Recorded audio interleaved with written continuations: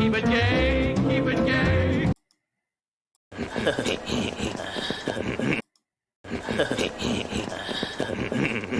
They say great art is difficult to understand, but easy to enjoy. Hey, Beavis. It's hard, but it's not like hard. Yeah. Keep it gay, keep it gay, keep it gay. Keep it gay, keep it gay, keep it gay.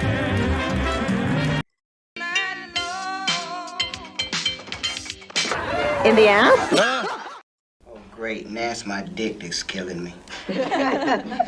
His dick's not small. I saw you strip down for that hot tub. His dick's not small. You have the biggest dick I've ever seen on a man. Thanks. What's up, everybody? We're back on YouTube and back with James Bond 007 month, the start of the Pierce Brosnan era. But this time we're going backwards, like, woo, not woo. We're here. We're dual streaming on Rumble because we are. We got a new overlay. We got a new logo, and it even features our favorite new amazing drink called Orangina right there. That's Orangina. See? So get your Oranginas out and drink them. So get those out. But let's acknowledge those faces here. I feel like doing an overlong intro tonight because I want to acknowledge our faces right away because, well, we're late. And, well, I'm just happy we're actually doing this. So this is a test run to see if we can stick it out making this show happen on YouTube. So if this doesn't work, we can't say we didn't try, okay? I can't control how YouTube is. YouTube is very fickle. So all I can say is I really hope if this happens again, whatever happens, this gets some of you to realize how serious this is and to consider listening on Rumble, should that be necessary. I know, my convenience, whatever. You can't have it all in the world. So anyways, let's acknowledge those faces here. On the Rumble side, I see Toback, Darth Viewer. What's up, gentlemen? Enjoy some pumpkin spice nookie cookies with nuts. Oh, dude, I'm a nut-free type of guy. When it comes to my cookies, nuts are a human rights violation as far as I am concerned. And, of course, let's look at some names here. Nick the Greek, a.k.a. Nick7835, Deeple 101, D-Bud Martin, Huge, Brian Barth, what's going on? Corellian Rogue, the lovely Sherry, how's it going, Sherry? Nice to see you here. Thank you guys for bringing in. Of course, the buys will start piling in here since people will be getting used to us coming back again. But meanwhile, let's bring the man who has helped make us have a nice big Orangina on our faces for this show going forward. Mr. Markey with a C. Sir, how are you doing? Oh, I'm doing excellent. Yeah, it's good to be back on YouTube. It's like we never left, right? So, yeah, everyone be on their best behavior tonight. Be good. Come on. Don't show any of those items on screen that'll get us in trouble. But I think this should be safe. But that's my 007 logo. I just 3D printed to put on my wall. But dude, that's nice. We got in trouble for a certain violation that never happened, that never appeared on Never screen. even happened. Yeah, for those of you who may not remember what happened, we did an episode. It was Kung Pao Enter the Fist, and my stream got hit with a violating a firearms violation, which there's no violation of. There's no showing. Well, we had big guns on the screen. Yeah, there's nothing about guns. And apparently, it happened to my buddy Alec Baldwin's finger. He had the same thing happen to him too, over the same reason. And yet, I heard about it, and people said there was nothing that talked about guns, but more of this. Well, that's not what our AI picked up. Huh? Yeah, Fucking right. Retards. Yeah, I mean, that's the problem. I mean, I can understand where they do the initial look on, all right, we're gonna check with an AI, but then just like have a person look at it. I mean, it's pretty obvious. I mean, very obvious. It couldn't be any more obviously so. So, yep. Well, hopefully we'll do well tonight. Yep, with the new overlay and We'll see how it goes. I'm sure we'll be good. Yep. So Hello, Emily Kruger. How you doing? No, hey, great to have you, Mark. Let's. I see Jonathan Conroy too. Let's get our oranginas out tonight. Let's have a good show. Let's get ready for the next few weeks of Bond, and after that, we're on to 200. On to 200. That's crazy. That's crazy. And now we're finally in the Brosnan era. I can't believe we finally got to this point with the Pierce Brosnan era of Bond. It's like, wow, this is really a reality. We're actually finally getting there. you've only got 4 more good Bond movies left, or 5, I guess, if you count. Well, Casino we actually Royale. haven't done on Her Majesty's Secret Service Oh, with that's right, George so 6, Lazenby. I would do Casino Royale, and then there's the one Connery movie that he came back for after Never Say Never Again. Yeah. Never Say Never Again. So we would probably do those 3 next year, and then we would not do anything else after that. Maybe we'll do like a tribute episode to Bond, like maybe our favorite Bond songs or gadget. I don't know. Yeah. Favorite gadgets. Be over. Yeah, maybe it will just be over. I don't know. Either way, guys, it's good to have the show back. Let's welcome, of course, that 70s rock fan, sir. How are you doing? I am doing very well, thank you, my friend. It's nice to be here for this Bond movie. A lot of them have got the word "die" in the title. So is this No Time to Live and Let Die Another Day? Is that what it is? I can't remember which one we're doing. No time. I'm sure to there's other die, ones with die die in another them. There's probably day, other live ones. and let die. Yeah, there's a lot. It's just a lot of things about dying. Like it's just like Yeah. you get to die, I get to die, everyone gets to die. We do. That's the one thing we're all guaranteed. Yes. Death and taxes. The Indeed. So glad you inevitabilities were of late life. tonight because I was running late too. I had car trouble today, so I've been running around all through today trying to get that sorted out. But I did get it sorted, but I made it for the show. I just made it. I'm I'm here. just glad your car didn't have trouble. So your car had trouble getting it up. Yes, I couldn't turn it on. I wasn't turning it on. You couldn't Get get turned on? I couldn't turn it on. It was just the weirdest thing. No matter what I did, I couldn't get it started and warmed up. So You know, I had the same problem today too. Revving. My What? wife's minivan would not start. I could not get the car to start either. So I couldn't get the old lass going. And actually, we have a brand new engine we paid like a lot of money to put in. And I went to start the car. The solenoid goes. I'm like, I put the battery pack on it. I'm like, I know it's not. I'm like, oh, really? We just spent thousands of dollars on the car. Exactly. The engine blew up. Don't buy Town and Country or Pacifica 2018. And the engine blew up. We got a Hyundai with 220,000 miles. That was like a kid's commuter car, and then a kid's car for college. And you can't kill the damn thing. And this car like died at 80,000 miles. The engine exploded. It's like, come on, just can't get the stuff, can you? Well, 70s. Or the road. I'm sorry, you guys can't get your engines up, but we do my have rod broke. You're right. I just my tender administrations, and it's working again. Well, we do have a man here who is working on his engine, and I think this is his first stream back on streaming. I guess you could call it a triumphant return, if you will. Welcome back to the land of YouTube, particularly Toxic Tuesday. You are the red shirt, just another red shirt, sir. How are you? Oh, yeah, I am so happy to be here. And of course, everybody has wanted to know when I'm going to be back on YouTube and whether I'm back yet. And I only have one answer.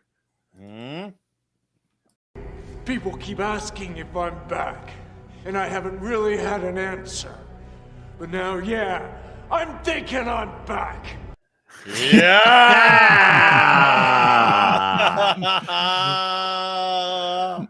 Oh no, this is my first stream anywhere in over a month and a half. So it's been a long time. I'm thrilled to be here. This is a great movie to start back with, no matter what you think of this particular movie in the Bond series. It has it. It has the feel of it, and we'll talk about that. Yes. Yes. This is a very notable conversation-filled worthy Bond movie, regardless of where you stand on it. You could spawn off 800 different discussions on this movie. Mark, do you have the slides? Yep, I do have the slides. Yep, in? I'm gonna guess that. Yeah. He's gonna get it up, I guys. wanted to wait for a second. Yep. But, I slide it in, Mark. Come on. But yeah. now, All right. Here now we go. we Here have we go. all the Yep. men up. We have all the men up. Now you can get your point up with us. Oh, where did my? He's boomering it. No, I got. No, it. I'm old. I'm old. There we go. I wanted to get my desktop background. There we go. Now I got the proper background for my desktop. Is it like a shemale version of Halle Berry? Well, no, it's well, no, it's just I am thinking of doing that, but not that. But I'm gonna try to do a Halle Berry surprise. But oh my God, she's gorgeous. I kept watching the movie and pausing. It's like, wow. God, yeah. All right, here we go. There's Halle Berry coming up. Oh, I see it. He's popping it in, guys. Let's get that. Oh, and the engine is. There's already far too many boobs on this show already. Yeah, that's bad. That's really bad. This show ties back to John Wick though. There's a John Wick tie in there, yeah. But this show shouldn't be that ties back to the Ursula Andress. Yes, Ursula Andress. Yes, Ursula Andress. Yes. She. There was supposed to be a Jinx spinoff that never happened, but we'll get. I'm so glad that didn't happen. Okay, so let's not perfectly segue into conversation. I remember the hype for this movie for a few reasons. One, this is the 40th anniversary of Bond movies being in theaters. It was actually even pushed back a year, so they took extra time to work on it. I guess you could say perfect a little more to coincide with the anniversary, which is a great idea in theory. But a lot of the big hubbub, I remember this when I was in 8th grade when this movie came out. No, actually, freshman year. And all I could hear about was Halle Berry's the Bond girl. Halle Berry's the Bond girl. I'm thinking, that girl who was storming the X-Men? Really? The one who had the worst line of the entire movie? Really? Her? Oh, but have you seen those movies she's been? She's been pretty hot. Like Catwoman. I just, oh God, that came out later, I think. But either way, not really helpful for her career. But regardless, I'm thinking, okay, how's that gonna go? Regardless, everyone else was kind of talking about Halle Berry. I was excited that I was going to get another Brosnan Bond movie because this is my 3rd Bond movie in the theaters at this point in time. And I was happy if it was an anniversary type. And I remember being kind of confused, though, when I saw this movie. And as it goes into not this North Korea scene, this is great. This is awesome. This is a very well-told opening sequence. This has all the tension. It's got probably one of the more darker scenes of the movie, but it's because it's more of a literal thing, not a, oh my God, Bond is now acting like he's in a Zack Snyder movie. It's just, he's in a tense situation, and one where he ends up in a rarer spot to a point where he actually feels like he could be allowed to die. But because it's the beginning of the movie, we all know that's not going to happen, but it knows how to sell you well on doing that. But you got an absolutely ass-kicking memorable sequence. And on top of the memorable sequence, I will have to say, for all the problems people have with this movie, there seems to be one that a lot of people don't talk about, or I missed the window on it. The awful song from Madonna. Oh, it's dreadful. Fuck. One of the worst, you guys if not up. Like, what's he trying to get to? What's he trying to get to? What were they thinking having that song? It's definitely the worst, if not in the bottom 2 or 3. I think it might be the worst. I can't remember what we decided on the Bond theme show I did years ago, but I think we all thought it was at the bottom. I think it actually beats out Duran Duran for the worst Bond theme. I would take the Duran song any day of the week. I wouldn't call it an ideal Bond song. I guess you could say it's in my opinion, it's more of like a bit of like a slight mismatch. But this song should have stayed far away. Like if the Bond movies are in she should have stayed far away. if James Bond is in the UK, she should stay far away in America. Keep your ass there. Don't try to invade that space.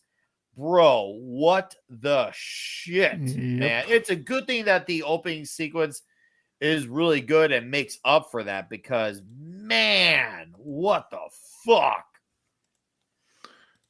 Yep. Yeah, I agree. I agree entirely. I mean, I wanted Madonna nowhere near anything to do with Bond. And there she was, warbling away.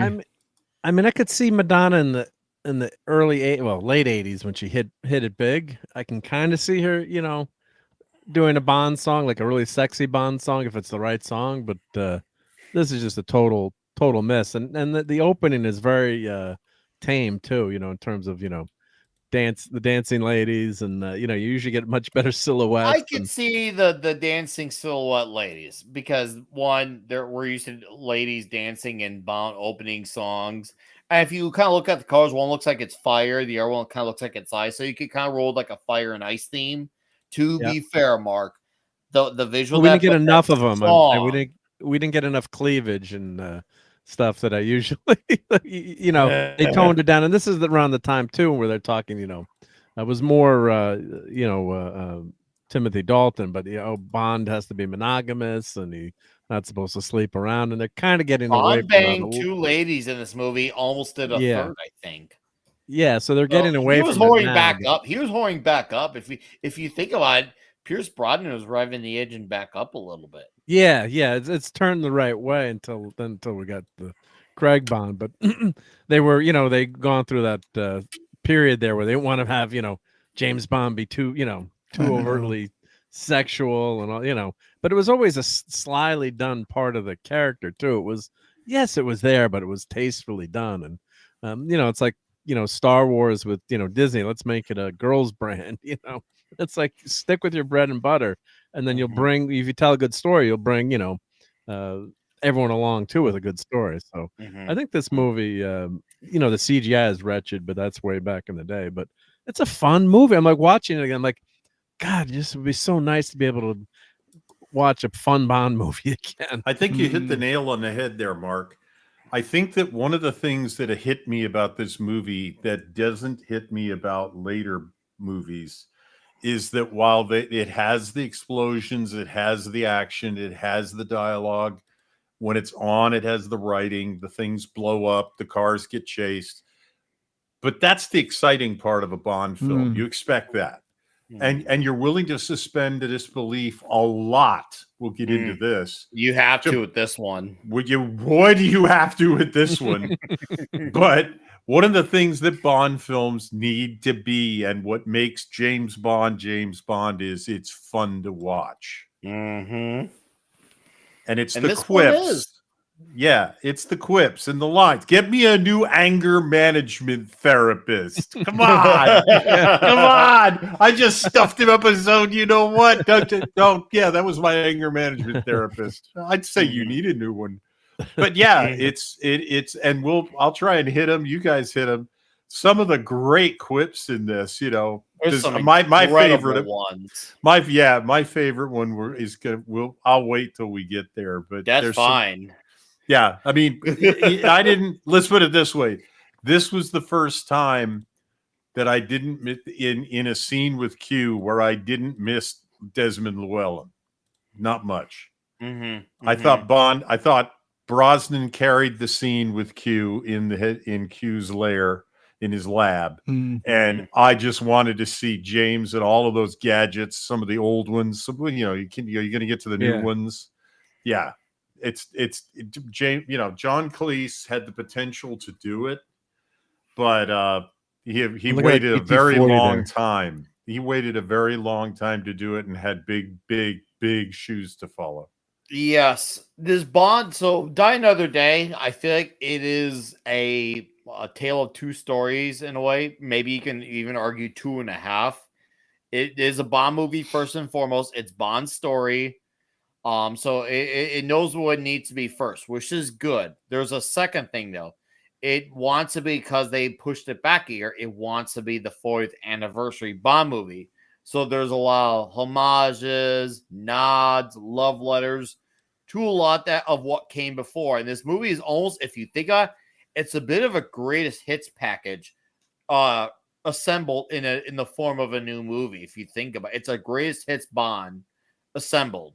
You're taking like the big, you're taking whether it's the one-liners of Roger Moore, Brosnan does a movie, Stunning Bond Girl, almost every movie.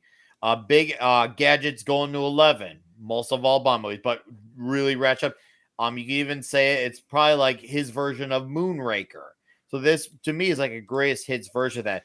Really overtly cheesy villain. Well, let's take that on steroids with Zhao and Gustav Graves, all sound like comic book supervillain names. And on top of it, Zhao looks like Mr. Freeze, but with diamond face from Batman and Robin. So this is why, to me, where the half comes in is where they were hoping that Jinx's character would take off to the point where she would have her own spinoff, which I remember hearing that conversation. And even after I saw this movie, I never saw her being a character that would have any lasting value. I thought, coming out of the movie, okay, she was better than I thought. And from what I knew, Halle Berry was a fan of the franchise, which, hey, I respect that. That's cool. It's clear that you're someone who knows what James Bond is, what makes it the franchise. You get that. That's great.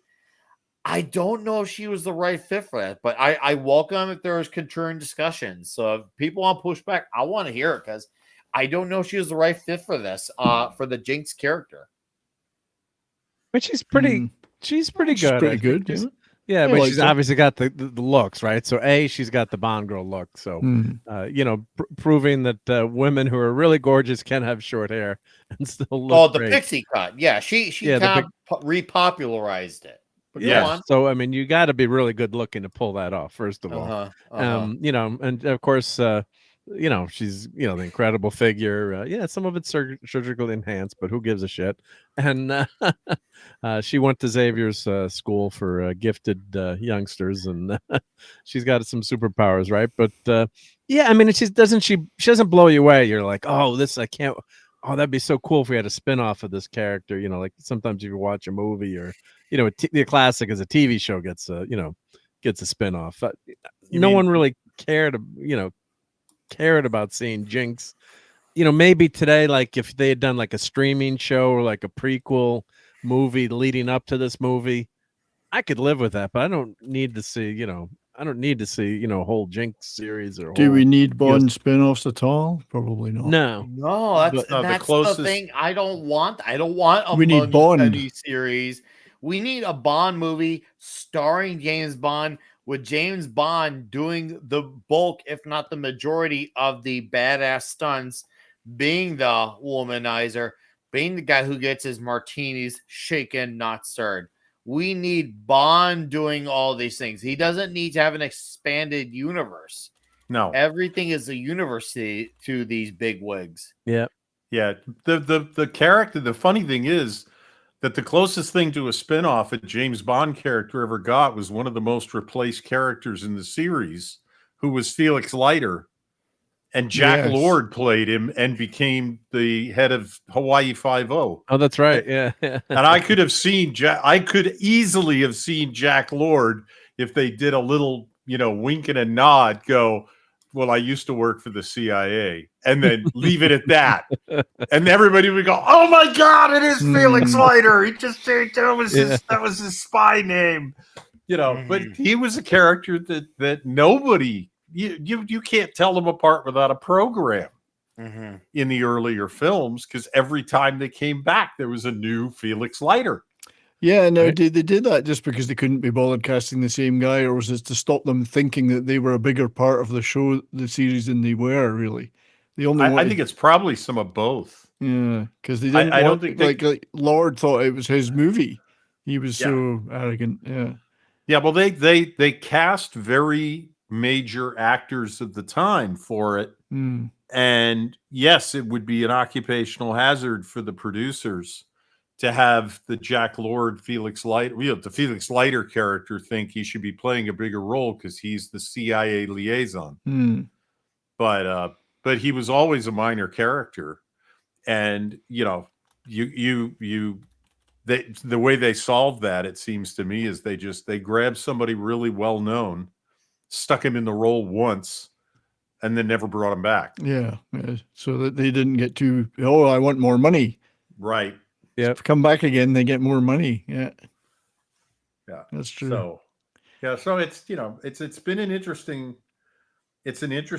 series of movies, in the sense that it has, and this goes to what we're talking about with the next several movies, which we're not going to do all of. We're just going to do Casino Royale. It's a movie that's had to evolve because the books were gone years ago as a basis for the movie. So what is this movie about? Well, this movie's about this guy. And that's the key to Bond to me, is, does James Bond recognizable as James Bond, is really what it comes down to. Because I've read the books, and the stories are completely different, even when they had books to base them on. Oh yeah, they're radically different in most cases. Yeah. Sometimes they just use the title. They just use the title. Exactly. Live and Let Die is probably one of the closer ones to the book. Casino Royale's the furthest. Right. Go for it. All right, what did I miss? Sorry, I just attended to a thing really quickly. Not a problem. No, I was just talking about, what is it that why do we recognize this as a Bond film? Oh, easy. Right. Well, go ahead. Give me your answer then. I mean, why is this a Bond film? Earlier, because it's about James Bond. Well, that's easy, but really, you're taking a lot of the things that, as I mentioned, that we've seen before in Bond movies, some of them down to 11, but also there's a lot of homages to stuff, which I'll mention some as they go on. There's nods to other movies, Easter eggs, even not to the point where it's like, oh, hey, you expand universe, but more of like, oh, hey, remember this from this movie? Like, it's one of those things where. The character of Colonel Moon is a take on Colonel Sun. That was a Bond movie, book written by somebody other than Fleming. The introduction of Jinx, as we'll get into later on, her thing is basically a homage to, I think, what's her name, is Honeymoon or Honey Rider? Rider. Yeah, well, that was her name. That was on her Blackman's movie. What was that one? Which one was that? Bond. She was Pussy Goldfinger. Galore. Yeah, but Honey Rider was the other woman in it. That was the movie she was in. Right. Uh-huh. Or is that the question. Honey Rider was in that too, but I'm not sure if that was. The question I would ask, Nick, is if in order to inaugurate a new Bond, if they did this, if they gave the movie and the character this treatment, they gave it all of the callbacks, the member berries and everything, would you still recognize somebody like Daniel Craig as James Bond, just because he's in a Bond movie playing a character by that name, with all of this other stuff that they're calling back on? Is what I was saying. That's why I was thinking it's like the fun routine. It's like the fun business about Bond. Bond is a character we recognize, even if he weren't in a Bond movie. He could do a cameo in another movie, and we'd go, "That's James Bond." Oh God, yeah. Like, apparently, this is where actually funny you mentioned that, because outside of these movies, when Brosnan was playing the character from 94, 95 through 02, he was told to not wear a suit outside of these movies. A tuxedo. A tuxedo. I wonder why. I mean, God, he wears a tux. It's going to be instantly obvious that, oh, hey, there's Pierce Brosnan over there. We got the dead man here for $1.99. Says, Nick, this is for your beefaroni fun. Why, thank you, the dead man. I appreciate the beefaroni fun. Shout out to Price of Reason. I hope he's alive, well, and listening. If you're out there, Price, thank you for the $1.99 again. And great avatar, by the way. But yeah, that was a great opening scene. It's a nice sequence where we have Bond actually being stuck out, left to die. And the fact that his country has to negotiate to get him back is a pretty like, oh shit, like, damn, this is not a position you expect Bond to be in. And they know how to sell you on him possibly dying, even though it's just the beginning of the movie. Well, they didn't even want to get him back, right? No, they didn't. Yeah, he was burned. You've seen Burn Notice. He is burned by by the military intelligence. He comes back on his own. They don't want him back. He has now he's an outsider, and that's a little scene with them that works. Well, maybe you'll let me get on with my job then. Now that I'm outside, she has an inside person who's gray there, the ice woman, the blonde, and now she's got Bond, who is necessarily an outsider because he's a burnt agent. His cover is completely blown. His identity's known, and he's pissed about it. How did they get Bond back? There was they had to trade. They traded the other agent, right? So yes, they traded for him because they were afraid he was going to spill his guts, so they had to get him out. And Michael Madsen, Michael Madsen was instrumental in that. Clean up your mess. His character, but as the Americans saying, "Hey guys, clean up your mess here. We don't want any blowback from this."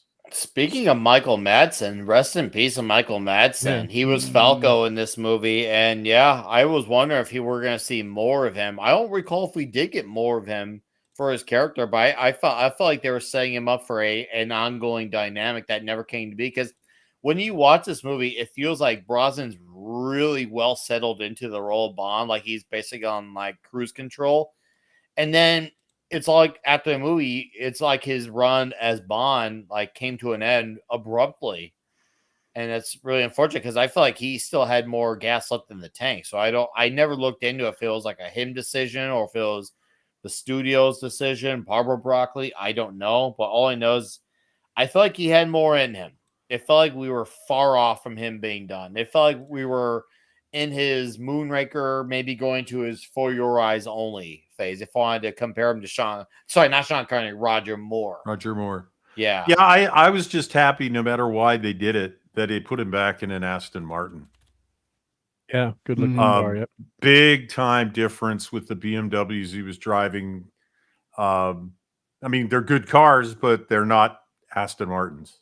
Yeah, they're not. They're German cars. God. And then, of course, always got to mention too. This is his fourth and last Bond movie, but he was Remington Steele, and great TV show, kind of like a moonlighting show, not exactly, but that's my closest, guess to what would be similar if you haven't seen Remington Steele. It's about a writer who creates writes these books, and then Pierce Brosnan basically fills the role of the person that you write. It's a fictional person come to life, basically. Right. Quick synopsis. There's that. There's also, and this is a emphasis on also. There was a comic written a few years ago by Mark Miller called King of Spies. It was a 4-issue miniseries. If you look at the art for it, maybe I'll get it up during the stream. It was clear that when he had his artist Matteo Scalera, it was drawn. He had the character drawn to look exactly like an old man Pierce Brosnan Bond. So if you would make the argument that The Rock was Sean Connery's unofficially last film as Bond, because King of Spies apparently word on street is that might be getting the movie treatment.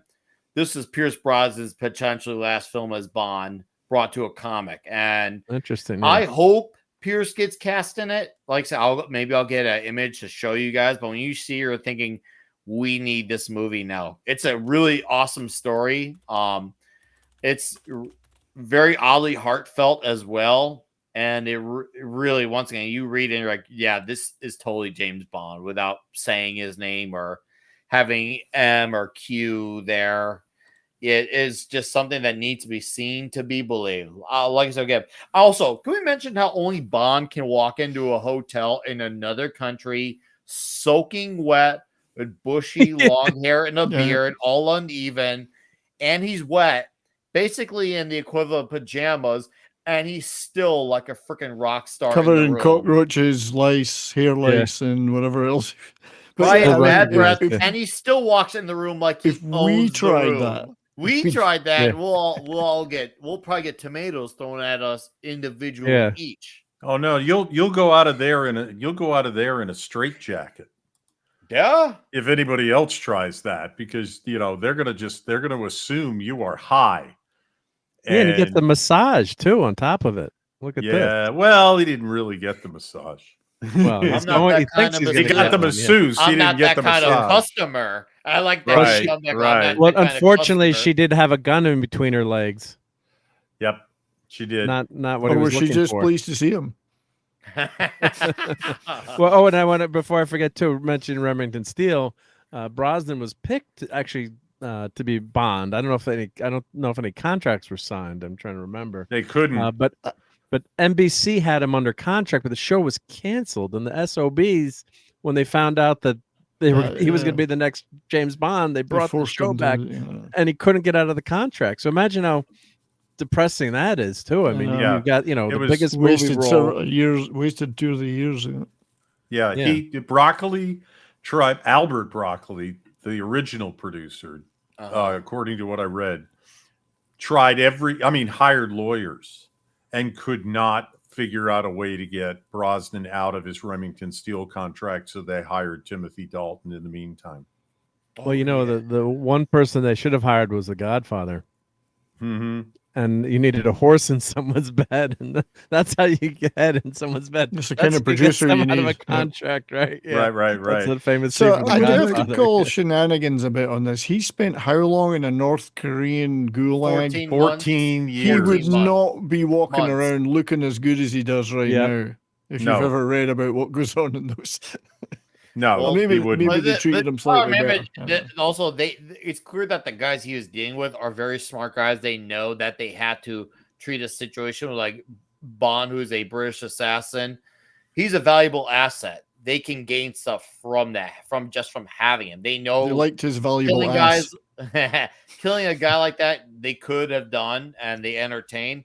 But there's also value to getting a guy like that. You could get stuff out of that. It's clear you could tell those guys were also the type of the negotiating.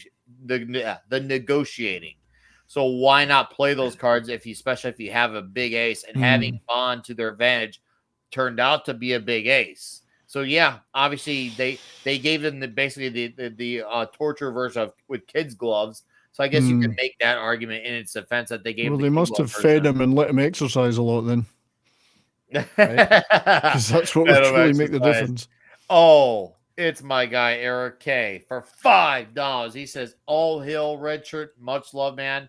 Red Shirt, I'll let you respond to that one.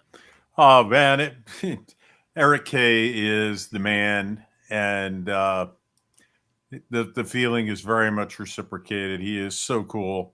He was one of the first people to ever reach out. And it's been, he's been on top of this. He's been on top of my situation, keeping an eye on it, putting the word out to various people. So I really appreciate that. And can't say thank you enough is really what it comes down to. And Mrs. Redshirt says hi to everybody. But I can't say thank you. I mean, I could spend the rest of my life saying thank you. It still won't be enough. By the way, you dudes totally misspoke. It was 14 months. As I said, 14 months. Oh, it's months. One of you guys said 14 years. I did. I thought it was 14 years. I thought you said months, Richard. No, even if you did the Kid Gloves version, he would straight up be dead after 14 years. Yeah, that's true. That is true. Okay. No, that's Red Shirt's just getting back to streaming. We can excuse that. And can you take the over right now? No, just kidding. All right, I'll do it just for you guys. just for 2 seconds. Oh, so here, the way he gets the binoculars and the way they introduce the character coming out of the water, that's a nod to Honey Rider, because that's how we are introduced to Honey Rider. Of course, as Dr. No. Yeah. I want to raise our ratings right now. So, all right, chat dudes in the chat, please keep your pants on.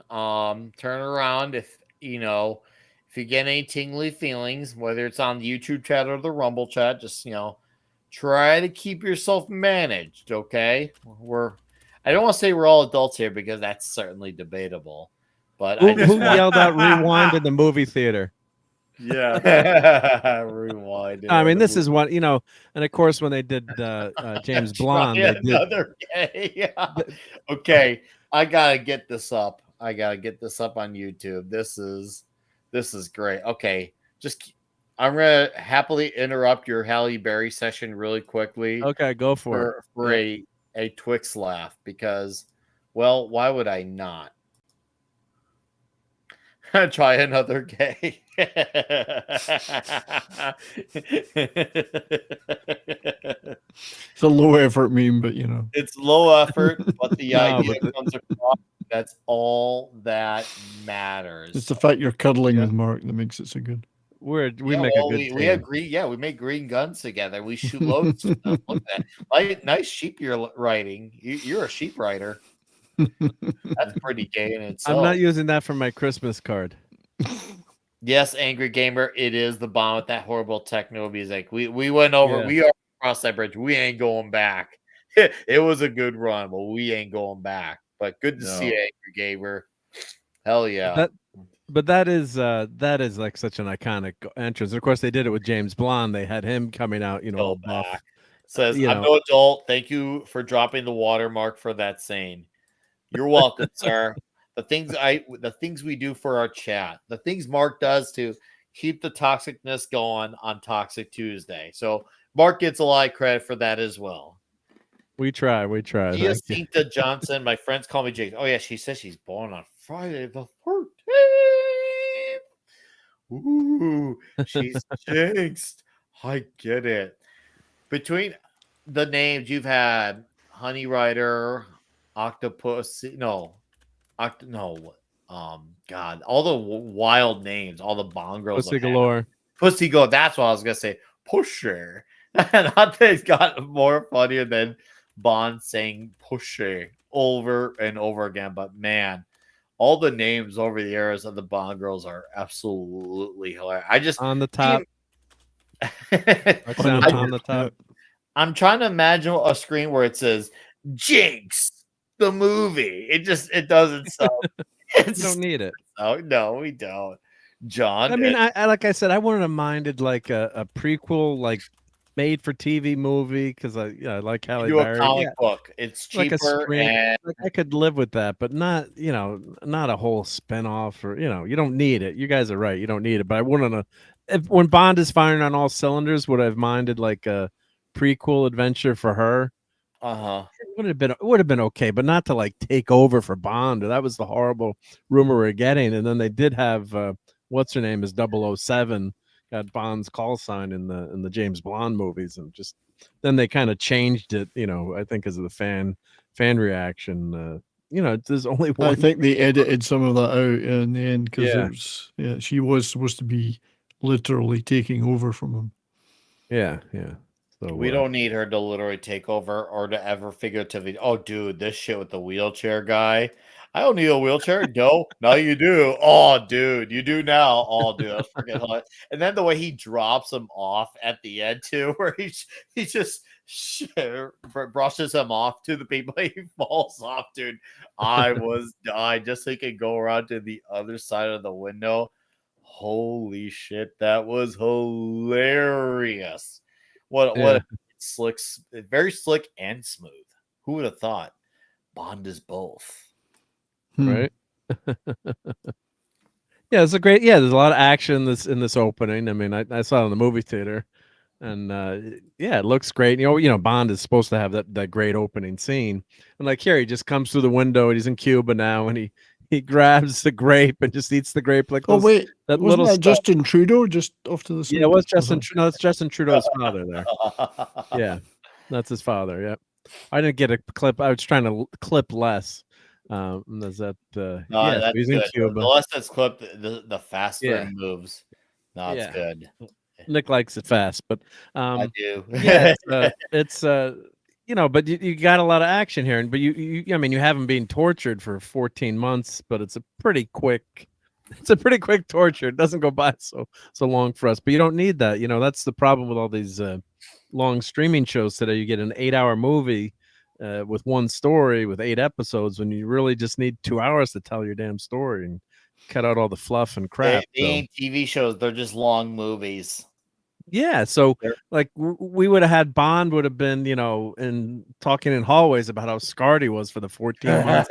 In this movie, he just walks in a hotel and gets a massage, or gets That's into what the. we want from Bond. It That's would what have we been. want. It would not. He would not talk about his experience. He would have been talking about his truth. Mark, get that correct. His Yeah, truth, yeah, his because truth that's according what to it is. Bond, right? Yeah, His truth. I need to tell you about my truth. living Oh, my best life. If I hear I'm living my best life again, I want to strangle you. Living your best effort. Like, isn't it pretty obvious you try to live, just do what you enjoy? I'm living my best life. It's like, oh my God. It's like you can just tell the Christmas language. Jones. Yeah, thank you. Davina and Darth Vader exchanging Rumble names in the chat. Pussy Galore, Plenty of Tool, Christmas Jones, Holly Good. Oh, Holly Goodhead. That one's my favorite one. See, How about Christmas Jones isn't all that sexy a name, but it was the way it was used at the end of that movie.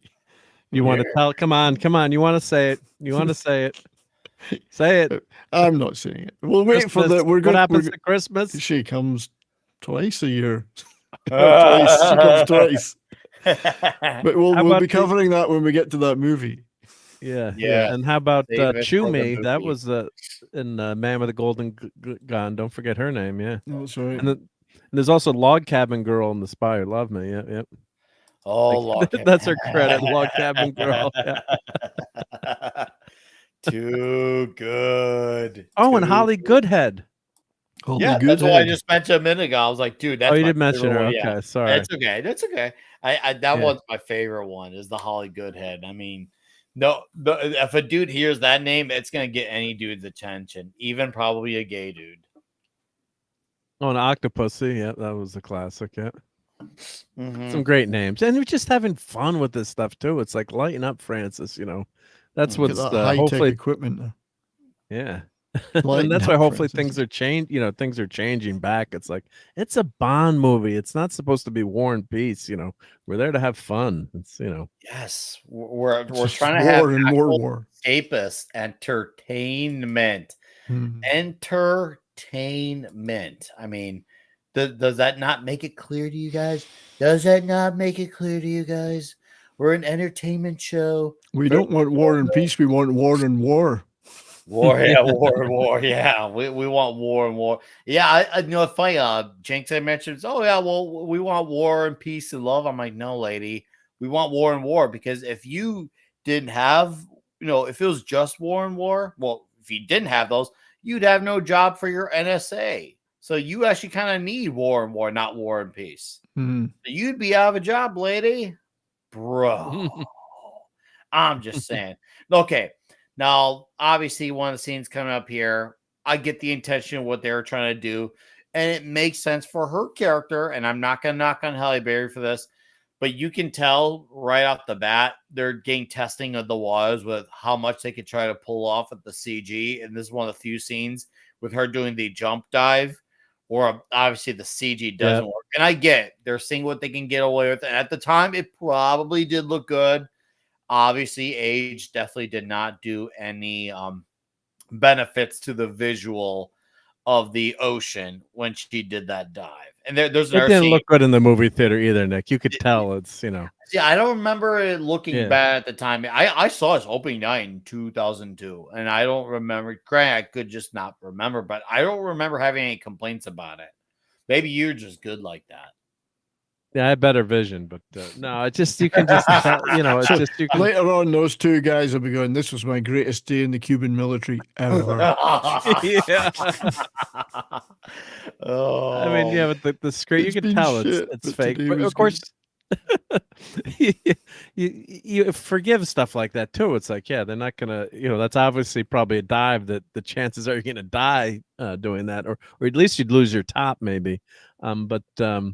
Yes, there goes the realism thrown right out of the movie. fuck the realism. But you can't pay a stunt person to do a crazy insane stunt like that. So, No, yeah, they'll you usually do you it for forgive free. that They stuff. enjoy it. Yeah. Some of them are crazy. No, for real, man. I get what they're trying to go for. I can let it slide, because once again, when something's entertaining, you can forgive the bolts and screws coming loose a bit. Looks like they're examining the orangina. The thing is, Well, the thing is with he the stunts, smoking the gina? Is that guy It's- smoking the giny? the thing with the stunts is they need to be believable in these. I mean, Hmm. there are a lot of things you can forgive, but I mean, when Bond supposedly skis off of a huge cliff in the Alps, kicks the skis off, pulls a D-ring on a base jumping chute, and it's a British it's actually the Union Jack flag that is his steerable parachute. They had to double that guy's fee. They had to double the stuntman's fee once he saw the stunt and he was there. But they did it anyway because it was the stunt and it made the start of the movie. So I think that, you know, there are dives in Bond movies that are believable, whether they work or not, whether that was deep enough for a stunt person to actually do it. But yeah, this is the second time we've seen, you know, plausible. We've seen it just, you know, denial, whatever the term is. Jesus. And there's the Union Jack. Sorry, Richard. Yes. Union Jack parachute, which has been used before, of course. Yes. Yeah. But yeah, the suspense of disbelief. That's it. We're beyond that point now with this movie. Oh So, God, yeah. Forget about like trying to ground yourself in any sense of realism. Like you're not gonna do that. No. So we're way past. We have driven past that line and set fire to it. Yeah, apparently I know that the crew working on this movie was aware. Okay, I just remember now because I actually watched a really well-made documentary on YouTube on this. And I remember saying earlier that I think that maybe at the time it was revolutionary. Then I remember, oh, hold on, no, wait. They were aware that some of the stuff wasn't going to come out as best as they could, no matter how hard they tried. They were hoping that with the speed of everything, you would forget about it because they knew that some of the stuff wasn't going to be the best it could be. So they're hoping if everything just moves so quickly, you'd forget and not think too much about it. So there was a bit of a effort to just make everything so snappy so that you wouldn't like dive too deep into it. Obviously, this is pre-YouTube days. Nowadays, in YouTube days, that would not fly. And there's Madonna. So can we go back? Yeah, see that stop there. So I was just thinking when I first saw this, I thought that's a really tough, old, used up piece of leather there, and the vest she's wearing as well is pretty old. Yeah, she's not looking great there. Yeah. Yeah.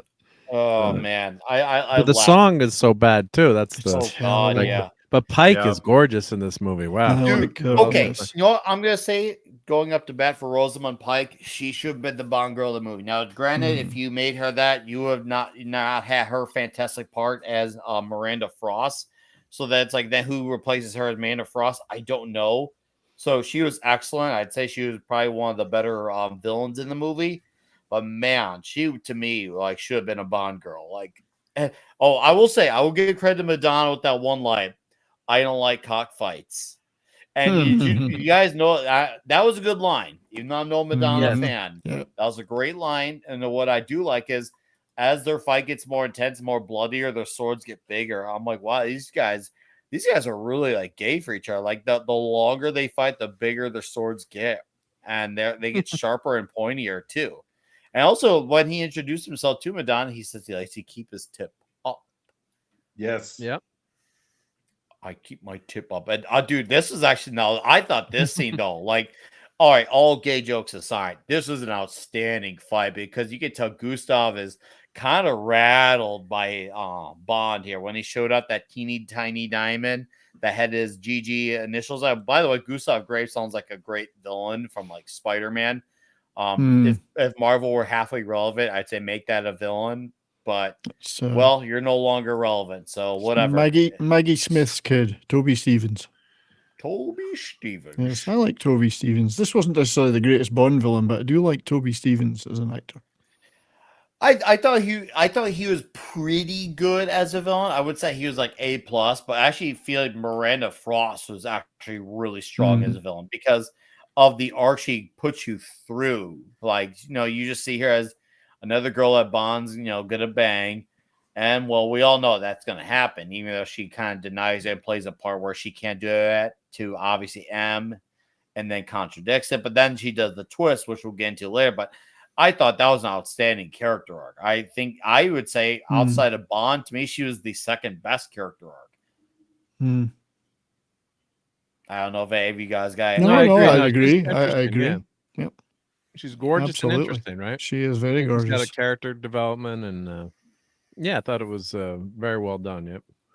Well, she was Rosamund Pike. What made her character work for me is because she really played the role of a Bond girl for the beginning of the movie.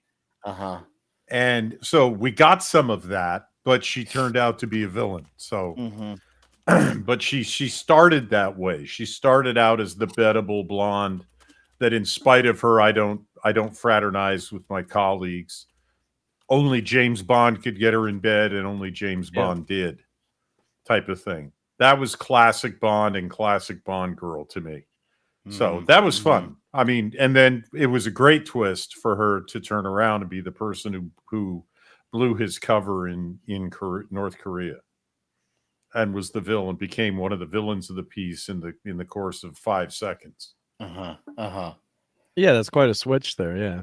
Mm-hmm. And it makes it more interesting too. So yeah, she's the bad girl or bad guy, Right. I guess. Yeah.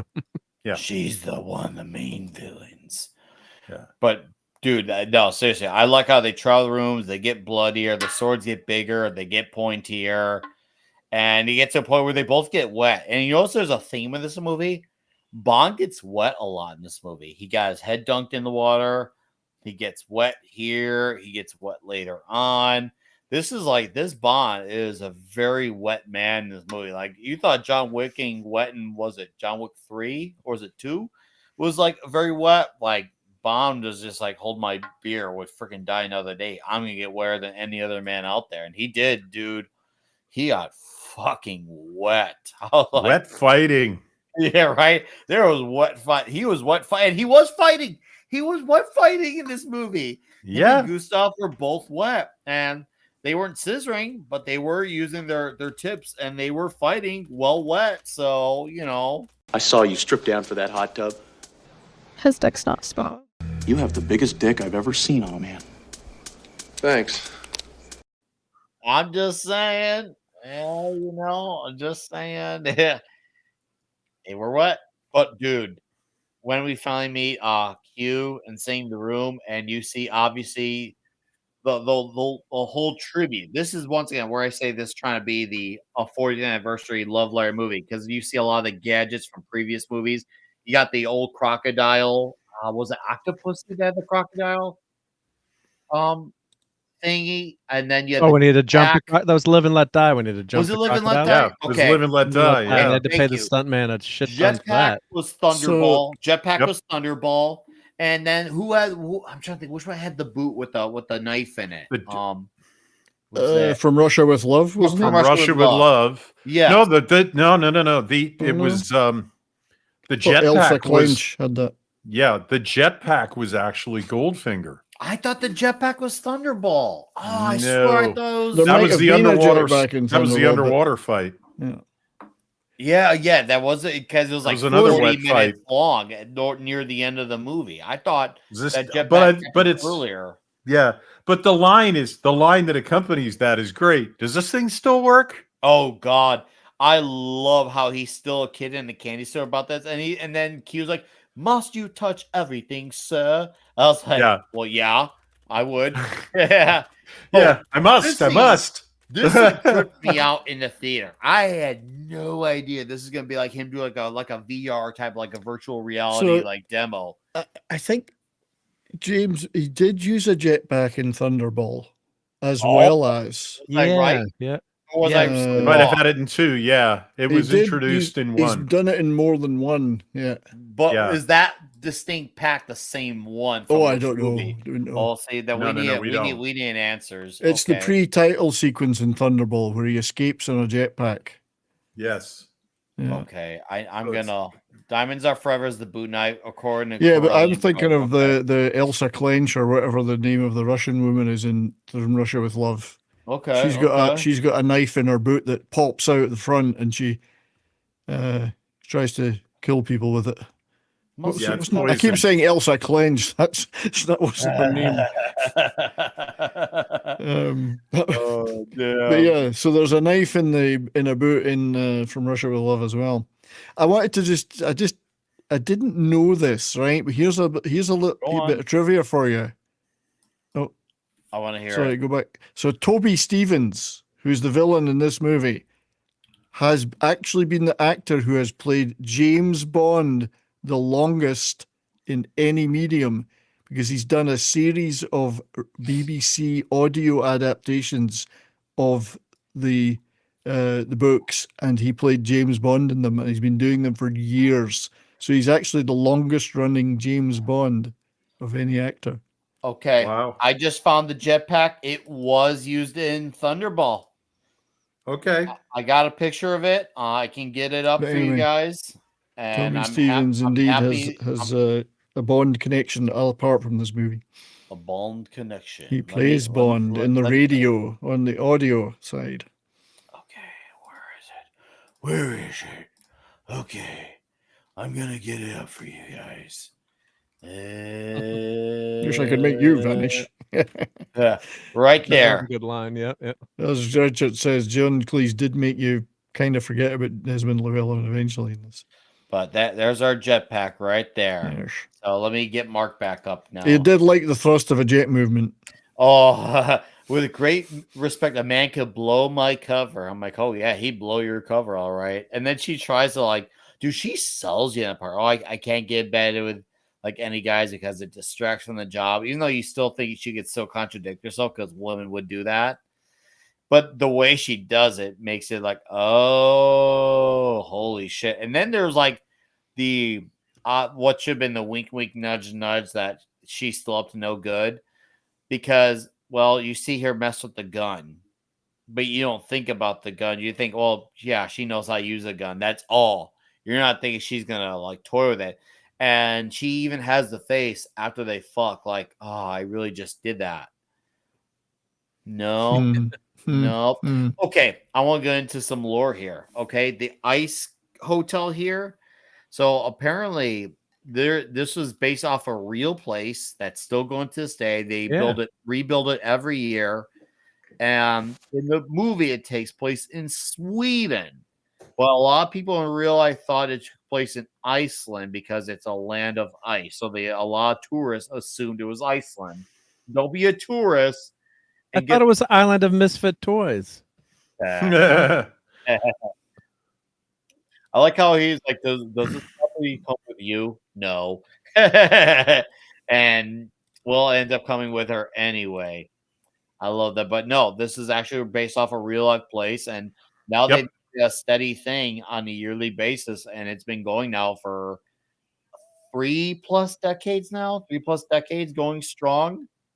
And I love the introductory here about how they introduce it. And she like Jinx goes by like a second name, but then Jinx is like, "Oh yeah, you know Bond. Yeah, I learned about his thrusting. I can't remember what the exact quote was. Yeah. But I was like, oh, that is hilarious. And then right off the bat, Frost knows, okay, clearly these two fucked very hard. Yeah. Yeah, I've actually looked at the Ice Hotel. You can stay in a regular hotel next door to it. Oh, if you don't want to be at 30 degrees or 28 degrees all night in an unheated room. That's fair. I mean, that's kind of fair. You know, if you can handle it, great. But yeah, that's definitely not going to be built for everyone. That's for sure. No, it's not for everybody. And everything's made of ice, including the glasses at the bar. Even the sheet? You easily get wet and slip around. Uh-huh. So how does one actually like? That's crazy. Like, so no one runs there ever. No, I don't think anybody does. I don't think anyone runs. This is walk, don't run. No running at poolside. No, you cannot fuck around with this area. It's a very scary area. But I will say, Gustav Graves, silly villain or not, he definitely has some great delivery. Even after he loses his fight, he invites Bond out to this whole spiel, and he definitely you could tell he's definitely very poetic in his delivery. How about the way he lives his life and how sleeping, I'll sleep when I'm dead. I was like, oh, okay, this is one of those type of guys. He's got the okay. I remember now. Elon Musk, Mr. Bond explaining his Big Bang Theory. Oh yeah, I think I got the thrust of it. That was what Jinx said to Miranda. The Big Bang Theory. Oh, I love that shit. Yep. Oh fuck, so good. But yeah, Gustav, hell of a lot of great lines, and I thought, okay, and I like how he tries to show off after he loses. It's like he knew he needed to have a big dick energy because after he got his ass kicked by Bond in the sword fight, he needed to make an entrance in that. I don't know what that thing is called that he arrived in, but he knew he needed to try to look tough. He knew he needed to look tough. It was so obvious. Yeah, I've seen those, except that on a frozen lake, they're sail powered. His vehicle there is a jet powered ice racing sled. And normally the way they're powered is that you have two sails on it, or one sail. Actually, you have one sail on it. It's basically like a windsurfer with three skis. And they do go faster than the wind. You can go 70 miles an hour in them in a 50 miles an hour of wind. They're very cool. They're extremely dangerous. Oh, I'm sure. Because there's no brakes. There's effectively no brakes. The way you stop that is you turn around into the wind and wait for it to come to a stop. Oh, great. Jeez. Yeah, that's how you sail one. So they're nuts. I mean, I've seen them live as a kid on a frozen lake in New Jersey. And they're freaking amazing to watch. They're like water bugs on crack cocaine.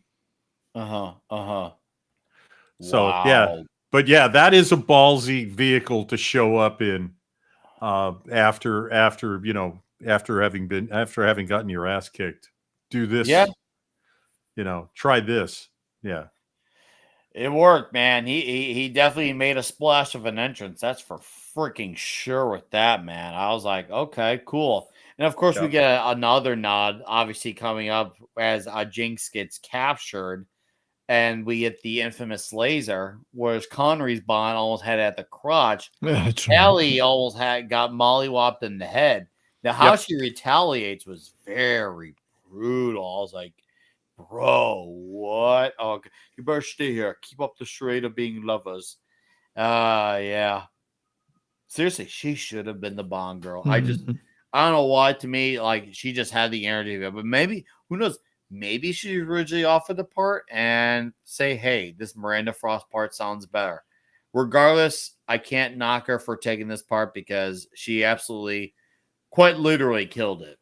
Killed it. So it just makes me wonder what could have been. And Darth VRC, your comment, Nick, have you been to Chicago Museum of Science and Technology? They have a James Bond gadget exhibit there. I have not. I've known about it. I know they did it, I think, a year or two ago. I want to go. I think I'm going to try the next time they do again in hopes that they do it again. So we'll see if they do because I really want to go. The only problem is I always hear about it in advance and then I forget about it. So that's a bit of a me problem. Why it's not a timing. It's not a money issue. It's a me not remembering and prioritizing correctly type of issue. Admittedly, I hate admitting that, but that's the nature of the beast. You're being honest. You're being honest. Yeah, no. Yeah. I want to go. I'm sure it's a freaking blast. And speaking of blasts, I like how once again, remember when they say everything needs to be dialed up to 11 in this movie? When the blast goes off her, they had to have 20 different blasts going, and somehow Bond and Zhao, Bond just gets about a slight burn on the back, and that's about it. As these things are moving around, she gets a blast right in the face. Well, she blasts. Oh yeah, dude, that was crazy, man. When I saw that shit, I was like, bro, that's actually pretty damn brutal. And then she gives she gives the device to Handy by cutting the guy's hand up because they realized they still needed a hand recognition for the software. So I was like, wow. And she tosses the hand because we don't need no more handies no more. We don't need no handies now. Fuck. Good old Bond This is swimming a in the great water. scene here, though. Yeah. Oh yeah. I mean, all the action scenes are really well. Oh hey, really look, well done there. guys, look, he's wet again. Remember what I said? Yeah. He's I wet gotta, again. yeah. I gotta Just say, a- this is one of the this was the one that made me clench the hardest. Hmm. Getting under the ice. How do you know that it's going to come up here? Mm-hmm. Oh my Good god! point. James Good Bond. point. Yeah, it's a foot. You got a foot of ice over you. You're lucky you can see daylight And through it's sub-zero water. Yep. And Yeah, he's- it's 30-degree water. He's got no dry suit or wetsuit on or anything like that. Yeah, But he was a frogman too, right? Yeah. So Yes. No, He you're was right. in the I was Navy. joking, He but- was in the Navy. So he was a naval officer. Yes. So Keely, But, we're testing the waters really quickly, Mark. We're testing Sure, our yep. see if this can work. Hopefully it'll stick. I would say just you guys, I see you in the chat. First show back. Thank you for being here. We do appreciate it. Just keep up the enthusiasm, keep up the engagement. Let's have fun while we're here. And hopefully it'll be built to last. Mark has done us a great job in service of bringing us an overlay. And his pacing with this movie has been tremendous as well. And, well, we're all having a good discussion between the panel and the chat. So please, you give us energy, we feed off that energy, and then we give you energy right back. So kick back and enjoy the show, sir. Take it away, Mark. Yeah, and then they just crossed the streams there too. But yeah, I was thinking of that. Was it Dr. No where you guys were mentioning before the lasers going for Bonds? Goldfinger. Goldfinger, yeah, going for the family. You expect me goals. to talk? No, Mr. Bond, I expect you to die. Yes. Yeah. And of course, but they'd never do that with a lady, right? Yeah, they'd never do that. There was just a few singed pubic hairs, but he got away with it. He got away with it. Yeah, he lived to die another day, but He did. yeah, but this is what's you don't sound like a broken record, but all these scenes are fun. It's like you go to the movie theater, you got your popcorn, and you want to see that sexy lady. Pierce Brosnan's, a sex symbol, I guess, right? The ladies like him. He was very handsome. So yeah, this is not supposed to be some great dissertation or saving the world, even though they are trying to save the world. But yeah, what was his name? Kill me or something. The henchman, and Bond has that great quip about him. There's a lot of great one-liners. Odd job. Oh, Odd job. dude, there's so job. many great lines in this one. Random task. I think that guy there was. I'm watching on my slideshow. I might be delayed. My favorite Gustav Graves line early in the movie when Graves pulls up and he said, "How do you like my run?" And Bond says, "Like a man on the edge of losing control." And Graves says, "It's only by being on the edge that we know who we really are." Under skin, I was like, "Oh man, this guy is like he's definitely got some sharp words going." So clearly, he's a wordsmith. As silly as his character might be, like he's very sharp with his words, and once again he had to be after getting his ass kicked at the fight, not only coming in style on that skiing thing, but also having a delivery that was going to make sure, like, hey, I'm still styled by you. We're still going to have a rematch, whatever that rematch is, whether it's a dick fight or actual fighting, who knows what. But no, Bond frees Jinx, and I like how he mentions right off the bat, "Oh, I thought you didn't like being tied down." I was like, "Oh, that's great." Because she mentioned earlier in the movie that I don't like to get tied down. That was hilarious, dude. Hilarious. And that's the thing. I mean, granted, I haven't watched Tomorrow Never Dies and Goldeneye in a while. I watched The World Is Not Enough fairly recently, but I feel like, and maybe it's just my memory not remembering well, but I feel like this was the one where Brosnan went the most full more with the delivery. Maybe I'm wrong. Tell me if I'm wrong, panel or chat, but I feel like that's just maybe it's just my memory because I haven't watched the other two in a while. But I was like, wow, he's got some like dialogue that really rivals Moore on this one with how on the nose it is. Well, it's Well, I think- definitely he's definitely there in this one. Yeah. I mean, it's obvious that, and that could be the anniversary, Uh-huh. or it could be I mean, it's also the writing. Mm-hmm. How do you write it? I mean, that they're not ad libs because they're timed too well. So I don't know. I would say yes, but I think the difference between them is that I never got the sense that Pierce Brosnan was making fun of Bond, but I did with Roger Moore. At the end of Roger Moore's run, I got the impression that he was having fun at Bond's expense, not being Bond. But that your mileage may vary.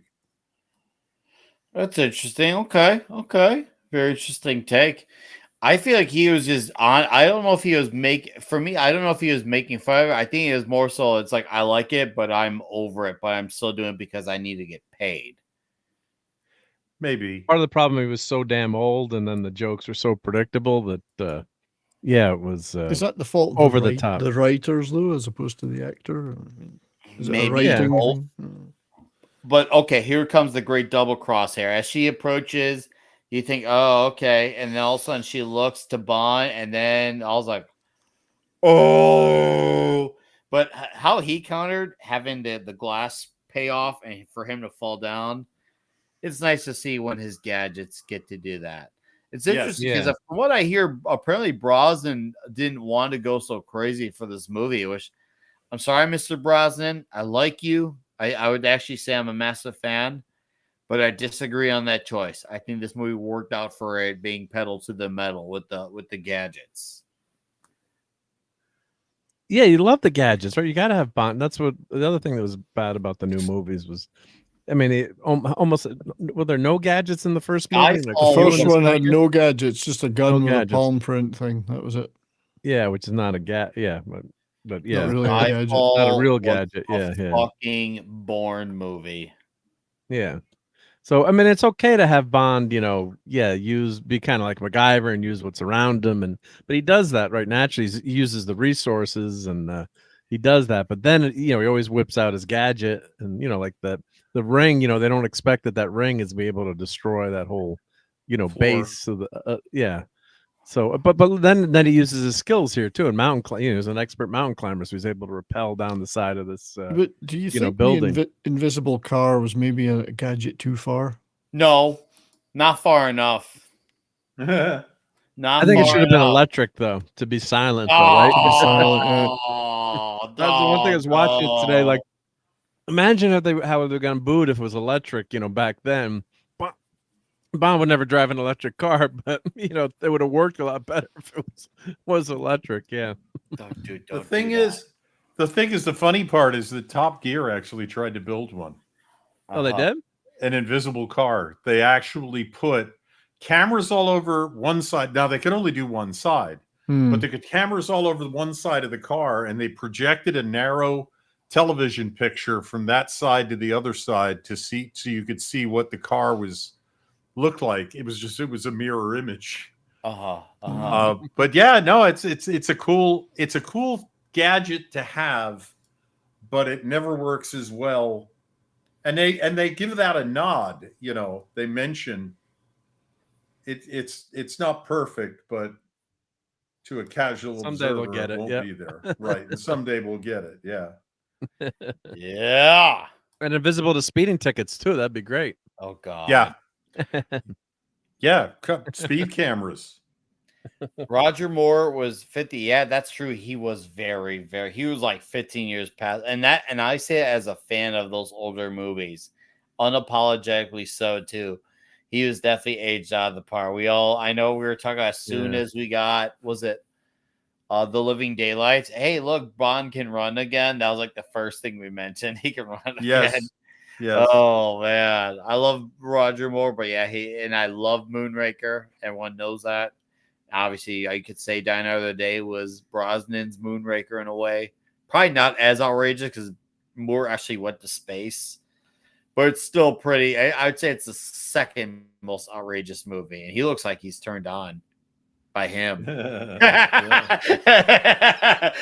look like they were going to like scissor each other or some shit. Did you see like the way his teeth looked? Did you not notice, Mark? Go back. Yeah, he was glowing there. Let me go back. He had teeth out, He had and a glow. then Right Zhao here, looked, yeah. go, there. and Yeah. Gonna happen. It's gonna happen.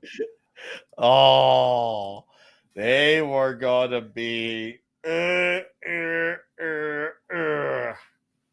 This is a really fun scene. Agreed. This is bad because they actually took the time to make you believe that James Bond can surf. Oh, at the beginning, he surfs onto the beach in North Korea.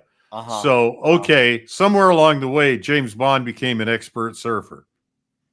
So that gives me something to hang on to with how far over the top this gets with the big wave at the bottom of a calving glacier. But yeah, it's fun. That's the thing. It's fun. You're not going, this is stupid. Well, the one outside of a few outliers, like the first Jurassic Park, CGI was still in its infantile. I wouldn't say infantile stages. We're at toddler stages now. Yeah. And at the toddler stages, you were seeing some refinements, but you could also see that we still had some ways to go with some stuff. And you get the best and worst of both worlds in this movie simultaneously. And this scene, this is probably the worst one. D-Bud, it says this effect scene was so bad. Yeah, I'll admit I didn't notice it at the theater at the time, but that was also freshman year Nick. But do I notice it now? Oh, yeah, I did. Shouldn't he be more wet here too? He should be soaking. Seriously. Right? He should be even He's not more, very wet there. No. That's, I think, the biggest look at his hair too. His hair's way too dashing for it. He should be like his hair should be like all like sopping and soaky. Like seriously, he should be like, wow. He should Fully and wettened. Yeah, and wettened. I have never heard of that one until today, but we will roll with it for conversation's sake, because that's good. That's good, Mark. Oh, but he finally gets off. Look, he gets a nice crash landing. And even though the balloon wanted him to stay up, he's just like, no, eventually I gotta come down. And he gets it down eventually. So basically his traveling device was basically his Viagra. His Viagra wanted him to keep it up, but he's just like, no more. I gotta go down. I got women to save. And I call if your ride lasts more than 4 hours, you need to see a doctor. You get those saddle sores. Yeah, it's just very difficult. And lotion's not going to help. No. Wow. That got incredibly gay. It got really, really gay. I like how Jinx and Frost go back and forth. Oh, you banged, huh? I didn't know you were so desperate. Well, it's never desperate, Jinx. That's where you're wrong, lady. That's where you're wrong. Shoom will be victorious. I just wanted Arnold Schwarzenegger to pop up as Mr. Freeze any second. Just make first Gotham and then the Bond world right next to Zhao. Because seriously, Zhao looks like the son of Arnold Freeze. Does he not? Yeah, he does. Yeah. And I remember Jinx had a funny. I'll say Jinx had one good line where he called him the expensive acne face. Shit does look like acne. TZ, what's up, buddy? A few things for you here. A, B. We're on both YouTube and Rumble. What's up? We are testing the waters with YouTube to see if we can rekindle the magic. Meaning, can we actually do the show and not have it get leveled again on YouTube? So we're experimenting. We're trying new things with each other. So we're trying to see if we can rekindle our flame. Okay, so thanks for being here, sir. Appreciate it, and enjoy your platform of your choosing, dude. Anyways, all units report. Oh, dude, I love when the one car nailed his car. And it's like, oh, fuck. My cover's blown. And like he had a Jaguar that could see where the cars are that are invisible. I was like, well, that's a little convenient. Plot armor? Yeah, that would actually, I know. See, I can roll now. I would say the Bond scene of him being left to like get tortured by with kid gloves for 14 months. To me, I wouldn't call that plot armor. This to me actually is plot armor because just like the freaking odds of him having an invisible car and someone also has the I can, you know, uncover that really. Really? Even I'm not sure about that one. I'm good at like suspending my disbelief. I'm like, some might say I'm the best at it, but this scene really is like, I don't know about that one, They both had the guys. same dealer in the same area. Yep, in North Korea and right. They both had the in West London. Yeah. West London. Yeah, yeah. That was just guys. But I will say this though, the one thing we get out of this last 40, 50 minutes even, it is nonstop. I will say that. And a lot of the hits are great. Zhao gets a very brutal death, and the chase scenes between this one and the one earlier, it is just, I love how it's just really leaving you on the edge of the seat. This movie is definitely like one of those ones where it's best seen in a theater, even with the flaws of the CG, because of the suspense. Like, especially if you're seeing this in Dolby. Yeah, with the Dolby in a theater. audio. Yeah, Good point, this yeah. movie in Dolby would be really, really beneficial for an experience. If they had just touched up on the CG, I feel like this movie gets a lot more flack than needed. And I'm not saying just because of the modern times, but yeah, I could acknowledge its flaws, which it has some, and I feel like we've all done a pretty good job of acknowledging them. But it's still a fun movie. I don't really see why it was ever a bad movie. I've never dislike this movie. I always say, yeah, sure, it's the least entertaining or least best of the Brosnan Bond, but it's still a fucking fun movie. Come on. Yeah, you can't argue with that. I mean, God, what was it like when you came out seeing this, Mark? When you say you saw it in theaters too, like me? Did Yeah, everyone had a did that was were you- fun. That was good. Yeah, this is Yeah, I saw it in that's the a lot. theater. I thought it was all right. Yeah, I've watched it a few times since. Okay, go ahead, Mark. yeah, you like it. Yeah, it's fun. I was just saying there was a Logitech trackball there, but yeah, no, it was a good time, and you're like, yeah, that was great. Yeah, now let's go hit the diner and like get some food, get a burger or something, or and hang out. So it was a good time. Yeah, it's silly, ridiculous stuff, but Bond should be silly, ridiculous escapism, and we get that. We don't need. I mean, yeah, you can be. Her Majesty's Secret Service. You get a huge dose of reality there, but so you can have that occasion with Bond. You can get serious, but the overall tone has to be lighthearted, escapism, gadgets, cool cars, gorgeous women, and having a great time. So we don't get that with the new. I mean, the last movie they killed off James Bond, and then they say it, and he will return. It's like, how's he going to turn? You just killed them. Are you gonna clone him? How does this work? So I'm not looking Yeah. forward to the Amazon stuff. Now that they've got control from the Broccoli's, they threw money at it. They have total creative control.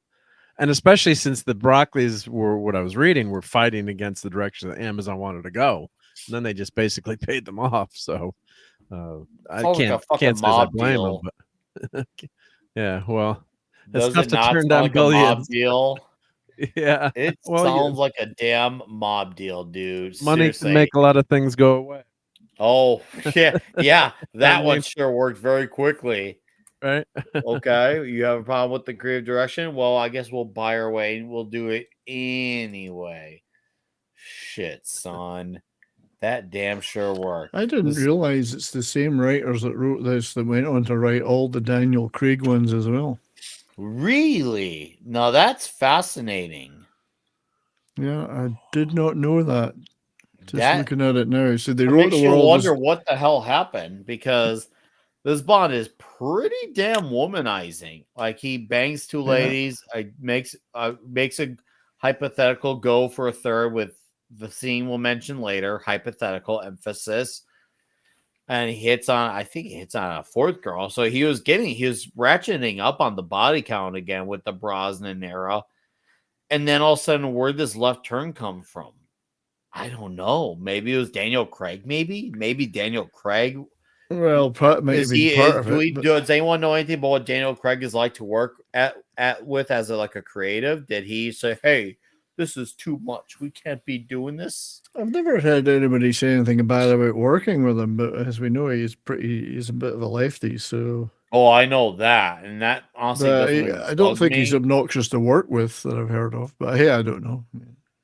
Mm-hmm, But I would imagine he had some things to say, and of course, it's not real. It's really what did the producers want, and they wanted to go modern as they saw it. So, Yep. Shame, shame, and shame. so the writers will For- write what the producers say they want. They'll say, "Give us this is what we want." So, Yep. So basically, we knew it wasn't possibly the actual writers' issue. It's what the writers are assigned to write Yep. on. Yeah. kind of, I guess. That's fucked, bro. Who would have mother? It's funny. I didn't realize that the same guys wrote Johnny English. Oh, see, I like Johnny Yeah. English. Yeah, there's nothing do wrong with like that. That's Johnny, quite funny. Yeah. Ah, see, that makes it depressing. So now you know it wasn't that Bond, even the Craig movies didn't suffer from bad writing. I mean, it did, but it wasn't the main reason. You could say maybe it was a symptom of the problem. Right. But damn, dude. Fuck. That makes it all the more depressing to hear that because I like me Johnny English. And I remember when I saw Casino Royale, even with its lack of gadgets, I still really enjoyed it. I thought, oh hey, this could may work out. This Daniel Craig guy, he's got it. And then Quantum of Solace happened. That movie was so dull. And then Yep. And Skyfall happened. I remember at the end of Quantum of Solace, I didn't think it was the end. I thought, well, that's halfway through the movie. The rest is yet to come. And then the credits rolled. I thought, well, where's the rest of the movie? It was just dreadful. Dude. And then Skyfall happened. And for some reason, that got a lot of acclaim at the time. Skyfall was okay. Which I was really confused. I'm like, this is a Bourne movie. This isn't even a Bond movie. It wasn't a terrible movie, but it was barely. It wasn't a Bond movie. It was a Bourne movie. You watch it, I'm like, this doesn't feel like a Bond movie. It was very dreary. It almost felt like I was watching the Zack Snyder equivalent of a Bond movie. Not that. Tell me I'm wrong. No, you're right. In terms of quality, but in terms of how gloomy it was. I'm not talking It about the was. quality or lack thereof. I'm talking about how gloomy it was and how depressing it was. That's a better way of putting it than it's fun to watch. If it doesn't have the upbeat, if it's gloomy and it doesn't seem to have any point. Nihilism would be a word I'd use. It's like we're all fucked no matter what we do. So let's see how long we can survive, type of thing. That's better. That's an even better impression of it than I could give. It does feel that way. That is exactly what makes his movies feel different to me, is that they're like a Bourne movie. They're like a different spy type of character. Yeah, and here's the thing. It's not lost on me that there were, let's just say, tweaks and adjustments made throughout the years with Bond. We documented very well in here. Moonraker was obviously a response to the success of Star Wars. And obviously there has been Timothy Dalton was more like the books. Roger Moore was more on the comical side. Pierce Brosnan was a blend of the smooth and some of the seriousness and the comedy. So there was things, but there were still a lot of core elements there that still made James Bond. His martini shaken, not stirred, hardcore womanizer, badass with the gadgets, still slick and smooth, still suave, still has a great way with his words, whether it's serious or whether it's comical. He still is all about getting the mission done. So there's still all those core elements are still there consistently throughout the movies. But then along comes Daniel Craig post Casino Royale, and it becomes this almost like a different character. Yep. Yeah, And- you just didn't recognize him as Bond. Yeah. Then in Right. Casino Royale, you can consider like an origin story. So it's like becoming Bond. So Yeah, I can roll you with can that. live with it. But then I just never, I like the Vesper Lynd character, in terms of her. All right, another gorgeous lady. But then it gets just so depressing with Vesper Lynd. And then they kill her off. Mhm. all And they this kill her, stuff. yeah. It's like, and they Life's kill a her off, bitch they and kill then you her die. off. Yeah, it's like, come Right. on. He's just such a That was depressing the theme. character. as That's he's the pro- theme of the movies. Life's a bitch and Right? then you die. And I don't want that when I go to the movie theater. If I want to be depressed, I'm going to go watch The Last Jedi.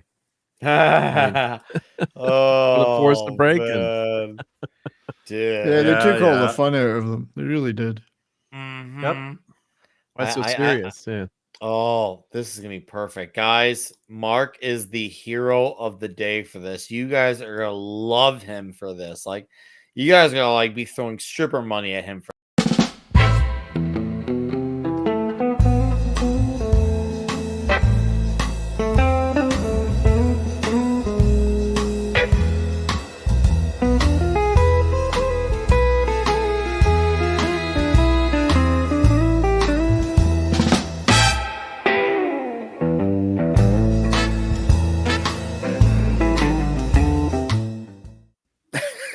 That's That's pretty got some damn good good. moves there. If I haven't been responding to the chat, that's why I was doing that while we were talking. So Yeah. That was good. Wow. I'm really Mads has really gotten me going tonight. Yeah. So Oh man, in more ways than one. Matt is he's really ratcheting up the ante of this movie. He's helping us make sure we have a point in what we have with our movies. right. You know what, Matt? We appreciate that. We really do appreciate that. I always feel Those that- are always fun to do. Those are always fun to do. So and I might also clip it down just that one bit. We could use that over. oh, let me get the That was it. overlay back up. Another tradition Yeah. with Bond movies that are consistent: the geography, the traveling, the meeting with M, the Yeah. meeting with Q. Once again, there's so many like consistent staples to the Bond movies, and I feel like we were not getting a lot of that with Craig, if not minimalized. And then his character started acting really weird, and I'm like, bro, what are you doing with this? And then it's when you learn I'm making it my own. It's one thing if you want to, throw it once again, a little tweak and adjustment. You can do that. You can bend around with something, but you can't completely like do a 180 with it. He wanted to do Yeah. 180s, and that was just not acceptable. Oh, dude, that's what drove me crazy was how nihilistic it was. It's like, bro, I feel good when I watch Bond movies. I feel like I'm in the thick, the adrenaline. I didn't feel that. I'm just watching. I'm like, bro, what the fuck, man? And I think that was on. I think that may have been the same summer as Man of Murder when it came out. I think it was. Maybe it was just June of 2012. Maybe it was June of 2012 or June of 2013 when Skyfall came out. Either way, within a year of Man of Murder, maybe in the same month. I can't remember, but I was like puzzled why it was so well received and why it did so at the box office. I'm like, do people just like the idea of this movie? Because they're not really liking Bond for what he actually is. And then it's like reality sunk in with Spectre. Oh, hey, maybe this idea doesn't actually work. Then again, it seems like Truckie's got the similar symptoms when the 09 movie did well, but then they paid for it with Into Darkness. So I guess you Trekkies had to learn the hard way when you're like, why do people like this movie? And then all of a sudden the sequel comes out. Okay, never mind. It just took a long time for reality to settle in. Yep. Yeah. So I don't know what. Yeah, Skyfall is way too dark. You can have James Bond be in a dark situation. I mean, hell, he was in one at the beginning of this movie, and it was good. Pretty and it bleak. worked. Pretty bleak, right? Yeah. Yeah, fairly bleak, but it didn't feel like you're like, holy shit! Like my Still mood felt is like a Bond worse. movie, though, didn't it? Yes, Yeah. yes, Yeah. yes, yes, and yes. And boy, this guy, dude, with his whole father death thing, bro, you're fucking white, man. You ain't gonna sell him on this shit. But I love how it leads to the big plane sequence towards the end. And I love a good last minute. The plane is about to crash. Everything is coming down. How can Bond get out of this one again? Oh, dude.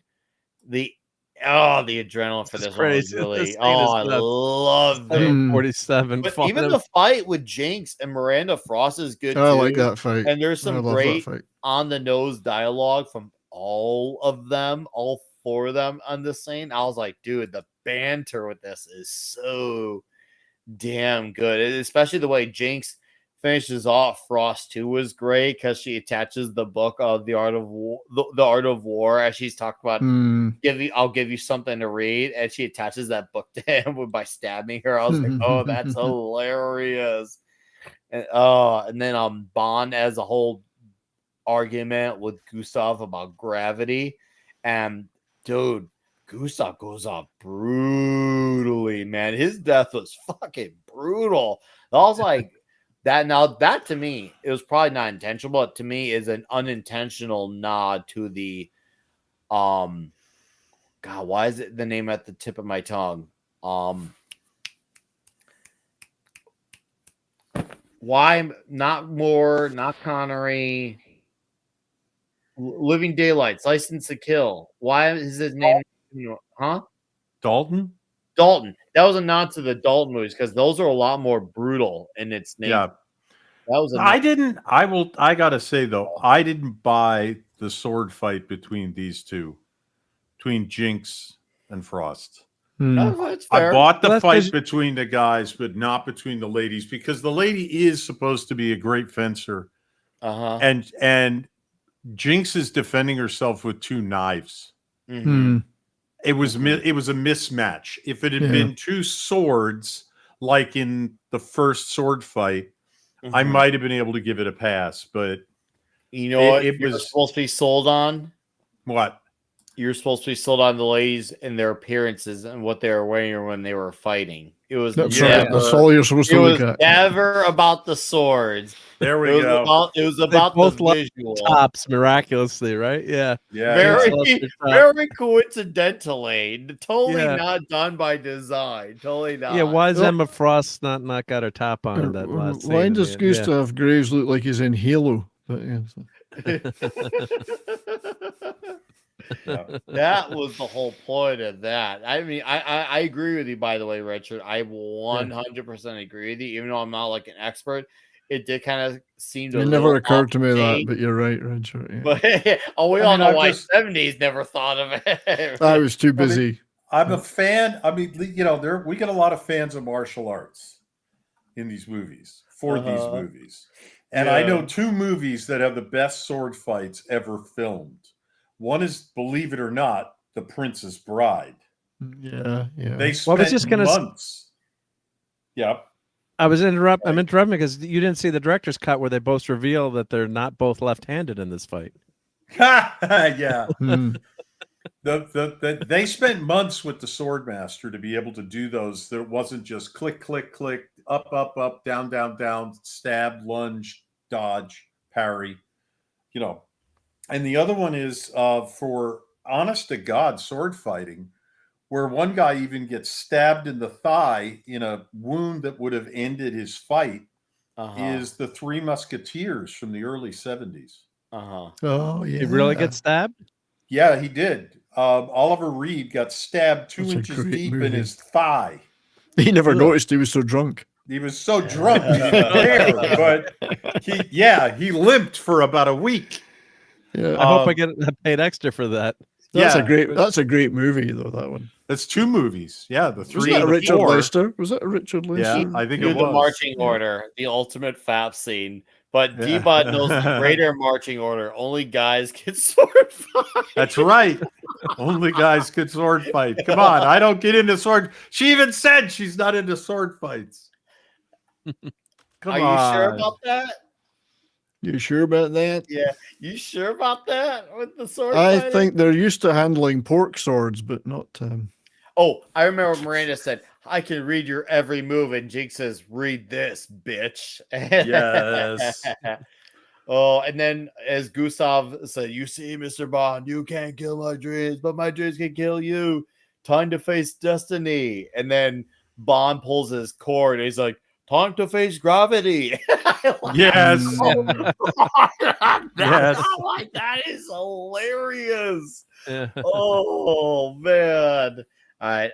Because I'm a nice guy, and I'll do this for my chat. Because I don't say I don't do nice things for you guys. I'm doing that for the men here, even though we should have kept it down for the men who were fighting while they were wet, between Bond and Gustav. This is Nick being nice. So once again, don't say I didn't do nothing nice, but yeah, right on point there, right on point, and done by that angle by design. Yeah, totally not. None of this was not set up on accident. Yeah. Let me go back to that. Arnold, what is important is gravity. He's defying gravity. It's another Wicked reference 2 weeks in a row. What do you mean you're referencing Wicked? What? I referenced Wicked last week too, and I'm forgetting how I referenced it, but I did. Just don't do it a third time. Don't do it a third time. Yeah. That's allowed. 2 weeks. And Rogue is right. Roy Kinnear died making that movie, Return of the Musketeers. Ducks everywhere. Ducks everywhere. Quack, quack, quack. All right. Let's get Muff Dive Another Day should have been the title of the movie. You're welcome, TZ. You're welcome. I do it for gentlemen like you. I do it for gentlemen like Keely Chow. I think about you guys too and thinking, okay, well, we've pleased the men, and well, we'll please the men even more. So that's us. Not impossible. So I'm just looking at Darth Vader's. I mean, stuff on Rumble. That's why we say that. I saw you strip down for that hot tub. His dick's not small. You have the biggest dick I've ever seen on a man. Thanks. Ah, that was nice. Difficult but not impossible. That's what I was just reading. Actually, the challenge. You have to rise to the challenge. Oh, literally. Oh, just remember, be English about it and keep a stiff upper lip. But my dreams can kill you. Areas, then time to face death. Oh, dude, I love that. He just goes flying out and goes right into that blade of the plane. Freaking just the gay blade. Death. The gay blade. I didn't know it was a straight blade. And he wasn't wearing a cape.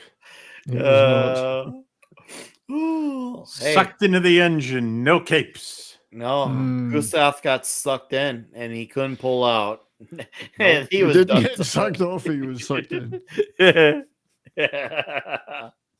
Time to face gravity. Oh man, Arnold wishes he used that line. Arnold probably saw this and he was like, damn it, he took that line.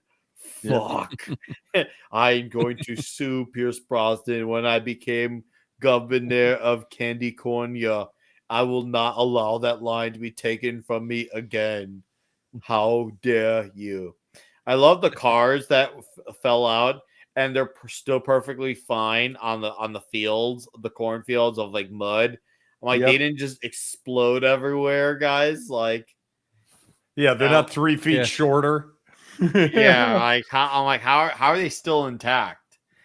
Especially they were coming from there pretty high. Maybe you can make an argument from a few feet, but what, thousands of feet high?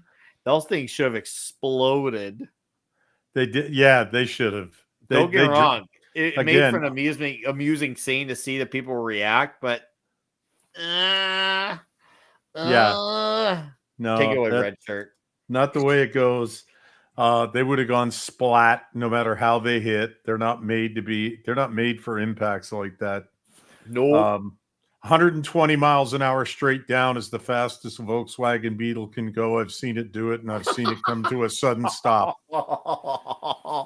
TZ wrote on Rumble, talk about finishing on her chest. Or was Yeah. that on YouTube? Either. Oh, God. Oh, good one. too good. Yep. Oh my God. Art of that's War, on yep. YouTube. Art of War. You guys are killing me with these. But dude, the last piece of outstanding dialogue is so close, and I freaking die when I hear it every time because of this one thing that the Brosnan Bond movies all do. Not only do they all have a good, like, action-packed ending, but they all have a great ending. No, I will say, The World Is Not Enough Is it happy?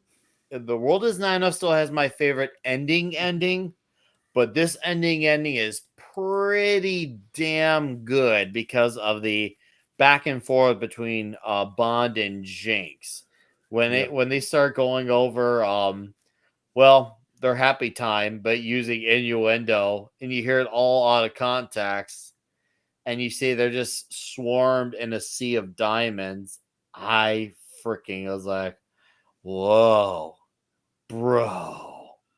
You guys know which words I'm getting at. And if you watch this movie, which most of you in the chat who have, I know that you know what I'm talking about, where it starts with, wait, don't pull it out. I'm not finished with it yet. See? It's a perfect fit. Oh, leave it in. It's got to come out sooner or later. No, leave it in, please. A few more minutes. We really have to get these back. And then, yeah, I was like, oh, just the damn diamonds. So fucking fun. Talk about fishing on her chest.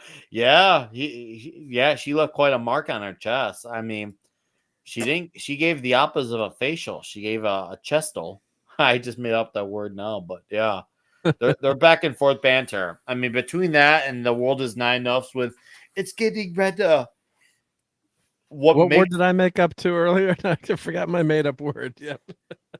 We're making up words tonight. Yep. What made The World Is Not Enough, not only that scene was better, like my favorite one, which we'll get into next week, but because when I saw it in theaters at the time, we saw it for my friend's birthday party, and his mom took us all to see that movie. We all saw the look on her face during that scene, so we were all laughing. Yeah.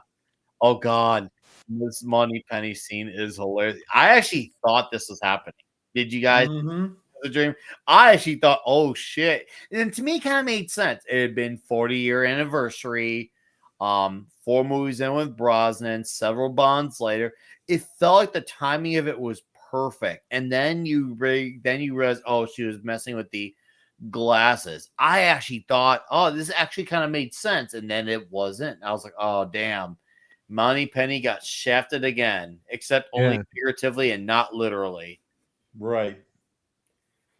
The helicopter thing, I thought they launched it in an auto rotation too on the helicopter landing, but that was kind of crazy too. He was going, he was high enough to do it.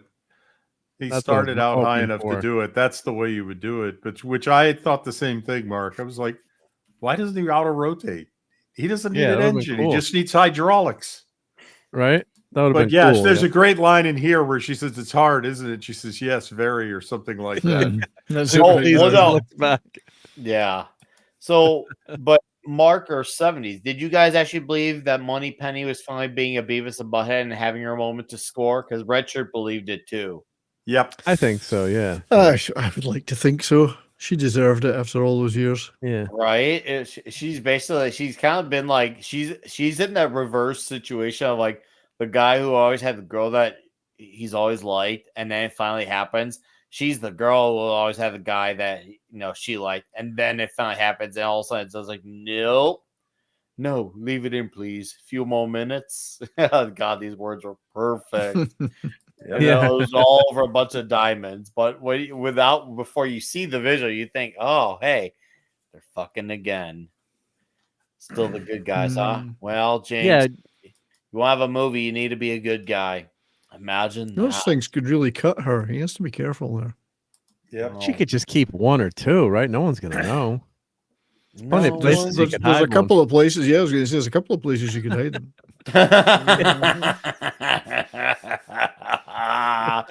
Oh man. See, if we'd gone the Jinx miniseries, we would have known. Yeah, what happened to all their diamonds? Yep.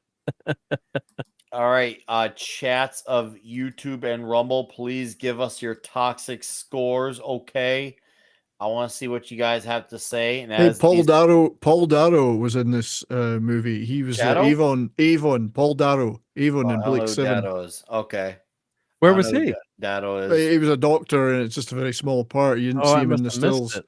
Yeah, missed but it, Paul yeah. Darrow. Avon lives. Avon lives. Yeah. The Dead Man for $4.99. He says, watch The Howling for the first time. Really good movie. Is that a horror movie? I agree. Yeah, it's a werewolf movie. Yep. That's a Ooh. classic. Is that 80s? I think it's 80s. Yeah, 80s werewolf movie. Led to a whole series of movies, but yeah, Ooh. Howling is, and at the end, you know, there's like a bunch of newscasters and they transform to werewolves like live on TV. It was a great Mhm. scene. That's Yeah. Joe Dante. Yeah. I have to watch The Howling. And thank you, by the way, again, The Dead Man for the $4.99. Appreciate you, dude. Thanks for driving that. You could have just said so. I'll probably acknowledge that, but thank you. Hell yeah. So, you know what, Red Shirt? You're our returning man. Why don't you tell us your thoughts on Die Another Day's toxicity? Die Another Day's toxicity is part of the reason that I love the Bond films and want it to be a James Bond, is because the toxicity comes from Bond. He is the biggest, most toxic element in the movie. Mm-hmm. If he isn't, the movie isn't. If the movie isn't, what's the point? It becomes politically correct and socially acceptable. And there's no fun in that. There's no point in that. And there's no reason to do it. You wind up with a watered down Jason Bourne. So, you know, they varied over the years. This one pulled out all the stops because it gave him all of the opportunities to play off of part, to play off a character, to play off of lines, other characters' lines. I just think this has got to be somewhere around an 8.5, 9, because it is recognizable as that movie that nobody thinks should be shown anymore. And that's always my go-to. Can you make it today? Can you show it today?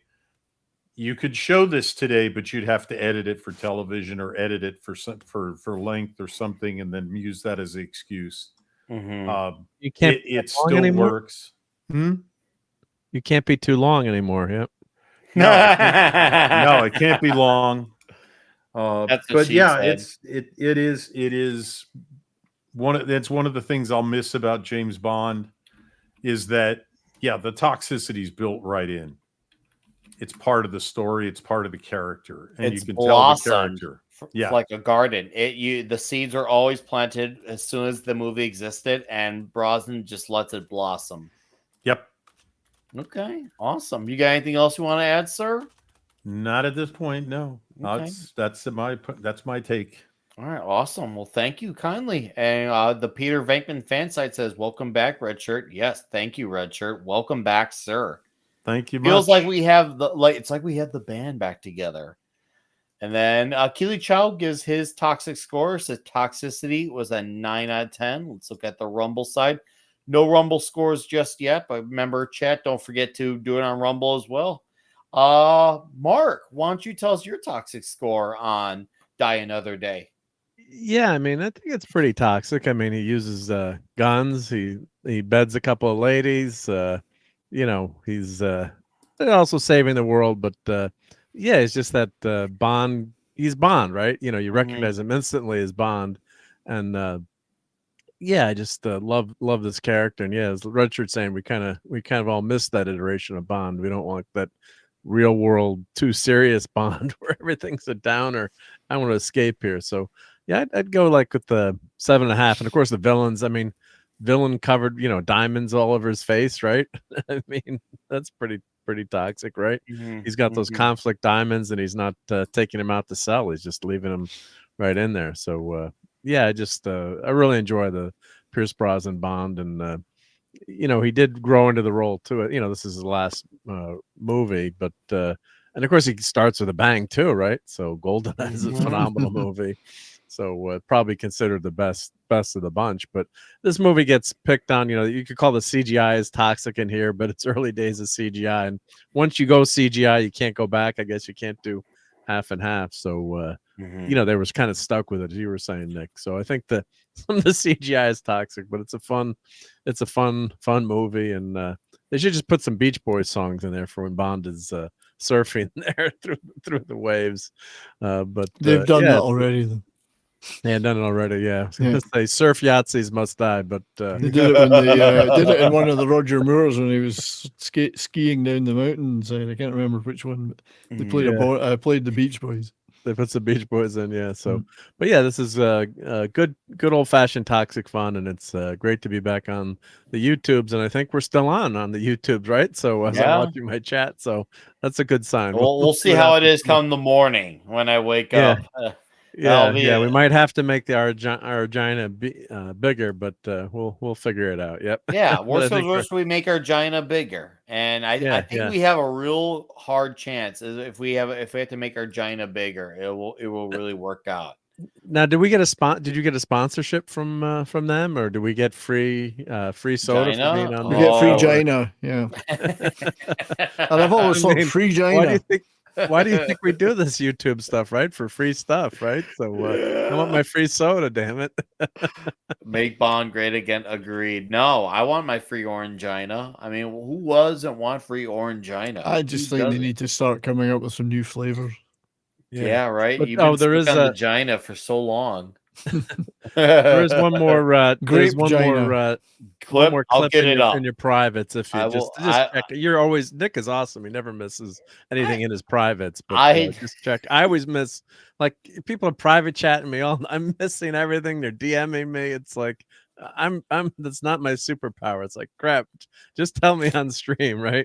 Try to be better at that stuff. My whole Try to why get I good. always try to keep on top of it because I don't want to like ruin the flow. So that's Yeah. why my whole just says it's all about maintaining the flow. But no, thank you for letting me know you put something in my privates. I did notice. So Yeah, Nick believe it is or always not, good. Shouldn't even ask, because I know Nick never misses anything. But yeah. Yeah. I don't miss what goes in the privates, but I'm going to Yeah. acknowledge some of our YouTube scores here. Okay.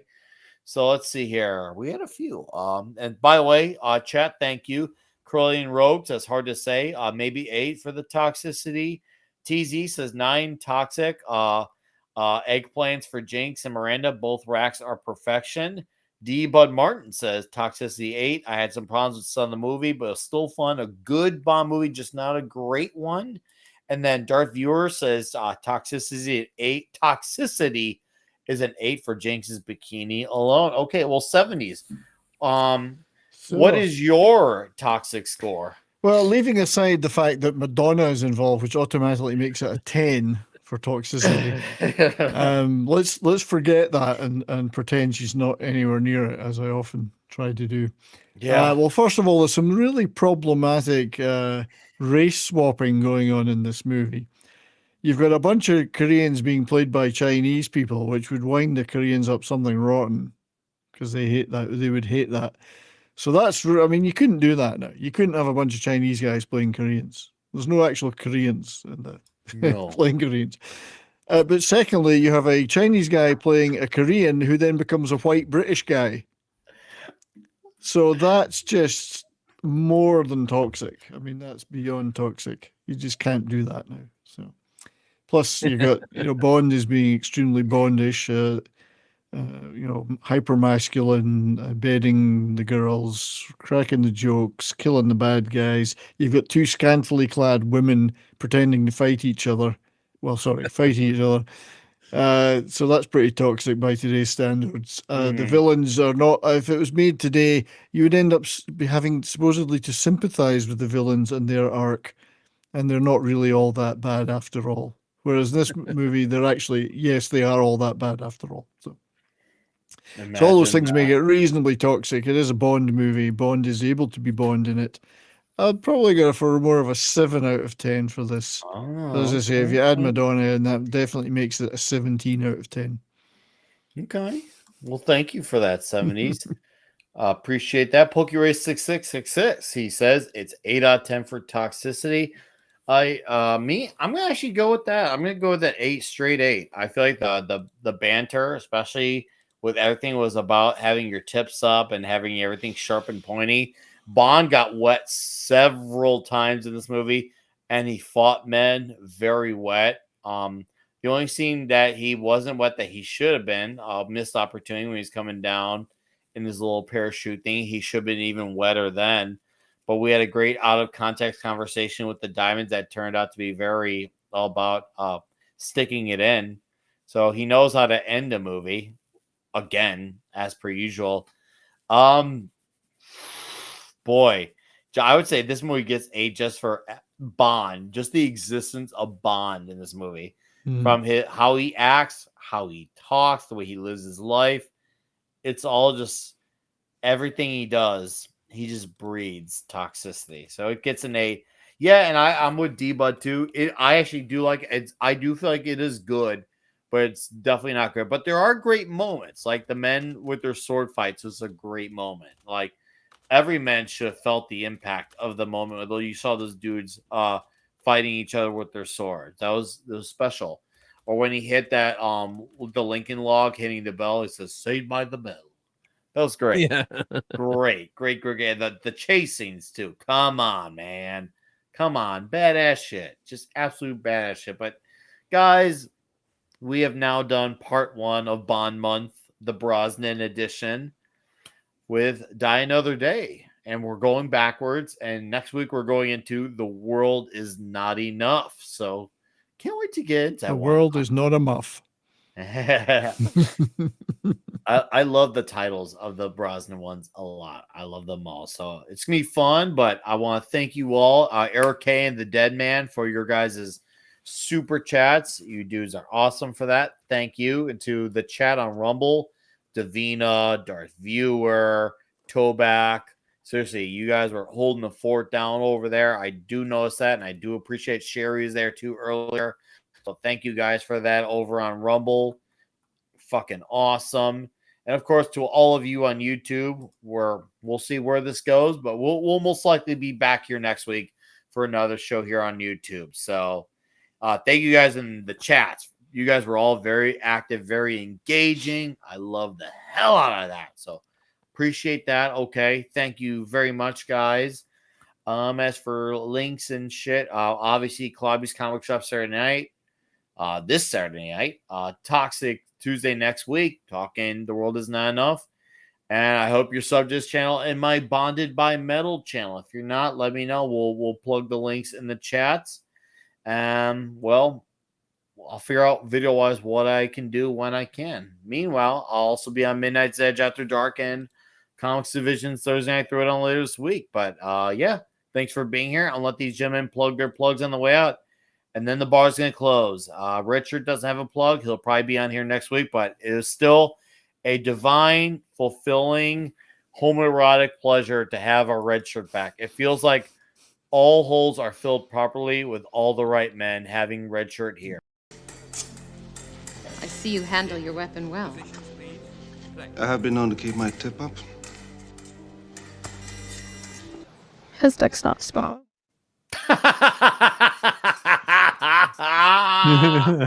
Oh, getting too much mileage out of Sydney Sweeney, but she was in that Bond movie too. So yeah, another director can't handle all those big. No, right? They can't handle it. Say that again, Mark. Sorry. no, I just said Sydney's. There was another director's cut with Sydney Sweeney, and and Bond. Yeah, so she had an opportunity. She needs to be in the next one. The Bond girl. They need to make it a proper Bond movie with a proper Bond and some girls like Sydney Sweeney. She could play a nuclear physicist in a wet t-shirt. All right. Well, Mark, what do you got coming out your way? By the way, great job with the Thank overlay. you. If it doesn't work, we just know we'll make our Gina bigger, which we agreed mutually to make our Ginas bigger if we have to. But There's you always did surgery great. if you need It it. looks, it looks great. And it's good I to be feel back like on YouTube. it Yeah, is. it's It good to be feels like here. we Yeah. have all holes filled here, and thanks to Yeah. men like you, I feel like we are whole again. Yep. Well, that was my plan. So, yep. And yeah, it was a good time. And so, yeah. So, and I think the YouTubes, I don't know, they just maybe they'll leave us alone now that we're away for a while. But yeah, great to be here, and it's awesome to have Red Shirt back. It's not the same without you, buddy. So glad you were able to make it here tonight. And of course, you chose Toxic Tuesday for your return. So yeah, even better, right? So God bless, and we'll see you next week, right? So glad you're back, and onward and forward. Yep. So yeah. So of course, yep. Sunday Night Geekery, 10 p.m. or 10:30 p.m. Eastern. You know where I am, so find me there. And I've had lots of shorts lately with all the stuff from New York Comic Con. So that's been a ton of fun. So check out my shorts. And for channel members, I've been doing some of those videos and clips and tips. So but if you're a channel member watching, I'm sending out some swag and cool 3D printed stuff, kind of like this, but only had a couple people respond, so I don't know how many people see those channel member comments. So if you are a channel member, please check that out and become a channel member here, because then you get to use all these really cool avatar. We'll have to add the Orangina avatar, I guess, too, next. Yep, we'll have to do one of those. Yep. We can make Yeah. an Orangina emoji. Oh, Yeah, we got to do that. Yeah. yes, Orangina emojis. That's it. Yeah. That's the future, Mark. That's the future. Yep. Future. So become a member here, and you won't be disappointed. But yeah, thanks everyone. Oh yeah, let me put my slip my links in. Oh no, we got slide it in. If unless a mod is already done, I missed the chat. It looks like we got some men who are taking care of our pleasures. We got some men keeping care. And if you do want to buy a Doomsday Machine or other cool stuff, you can check that out on my links or on my channel for buying some 3D printed cool stuff. Right? What says Christmas more than a Doomsday Machine ornament? So that's coming up. Even though it's before Halloween, I shouldn't mention Christmas, but start early around here. Yeah. Thank you, Mark. You done Thank good. you, yep. And I'm glad we're open. Keep our options and our Ginas open if we need to. Thank you very much, sir. You done Find out good. tomorrow what the doctor says. Yeah, we'll tell you about the morning after. Yeah. Anyways, 70s. You're the last man to pull out. Last man standing. Well, I put a link in the poll in the chat for a poll I'm running on my community posts for my next Canon Film Club movie. You're limited to a choice of 4 movies, of course, but there is a poll there, so go vote in that, and that'll be the next Canon Film Club, which will be 2 weeks, Monday, 2 weeks from now, because next Monday I'm just going to do a gaming stream, and that gives me a chance this week to actually try and do some videos. Which is always difficult to do because I spent so much time prepping for my Monday show. And last Monday's show was for Halloween. We did the Hammer horror movie, satanic horror movie, The Devil Rides Out. So that was quite a fun show. Go back and check that stream out. We had a lot of fun. And no goats were harmed in the making of that stream. You sure about that? They might have been in the movie. So, yeah. So, and I do a short every day, piece of vinyl from my record collection. And there's a few videos up there in the last week that I've done. And I got more stuff I'm working on. So, there is. And I don't know, just stuff. There's stuff, lots of stuff there. So go there and check it out. Okay. 70s Rock Fan. We're almost at 2,250 subscribers. So we're working hard on that. Well, I'm glad you know I work it hard. That's what I expect from you nonetheless. But 70s, it's been a very bona fide, fulfilling pleasure to have you here, sir.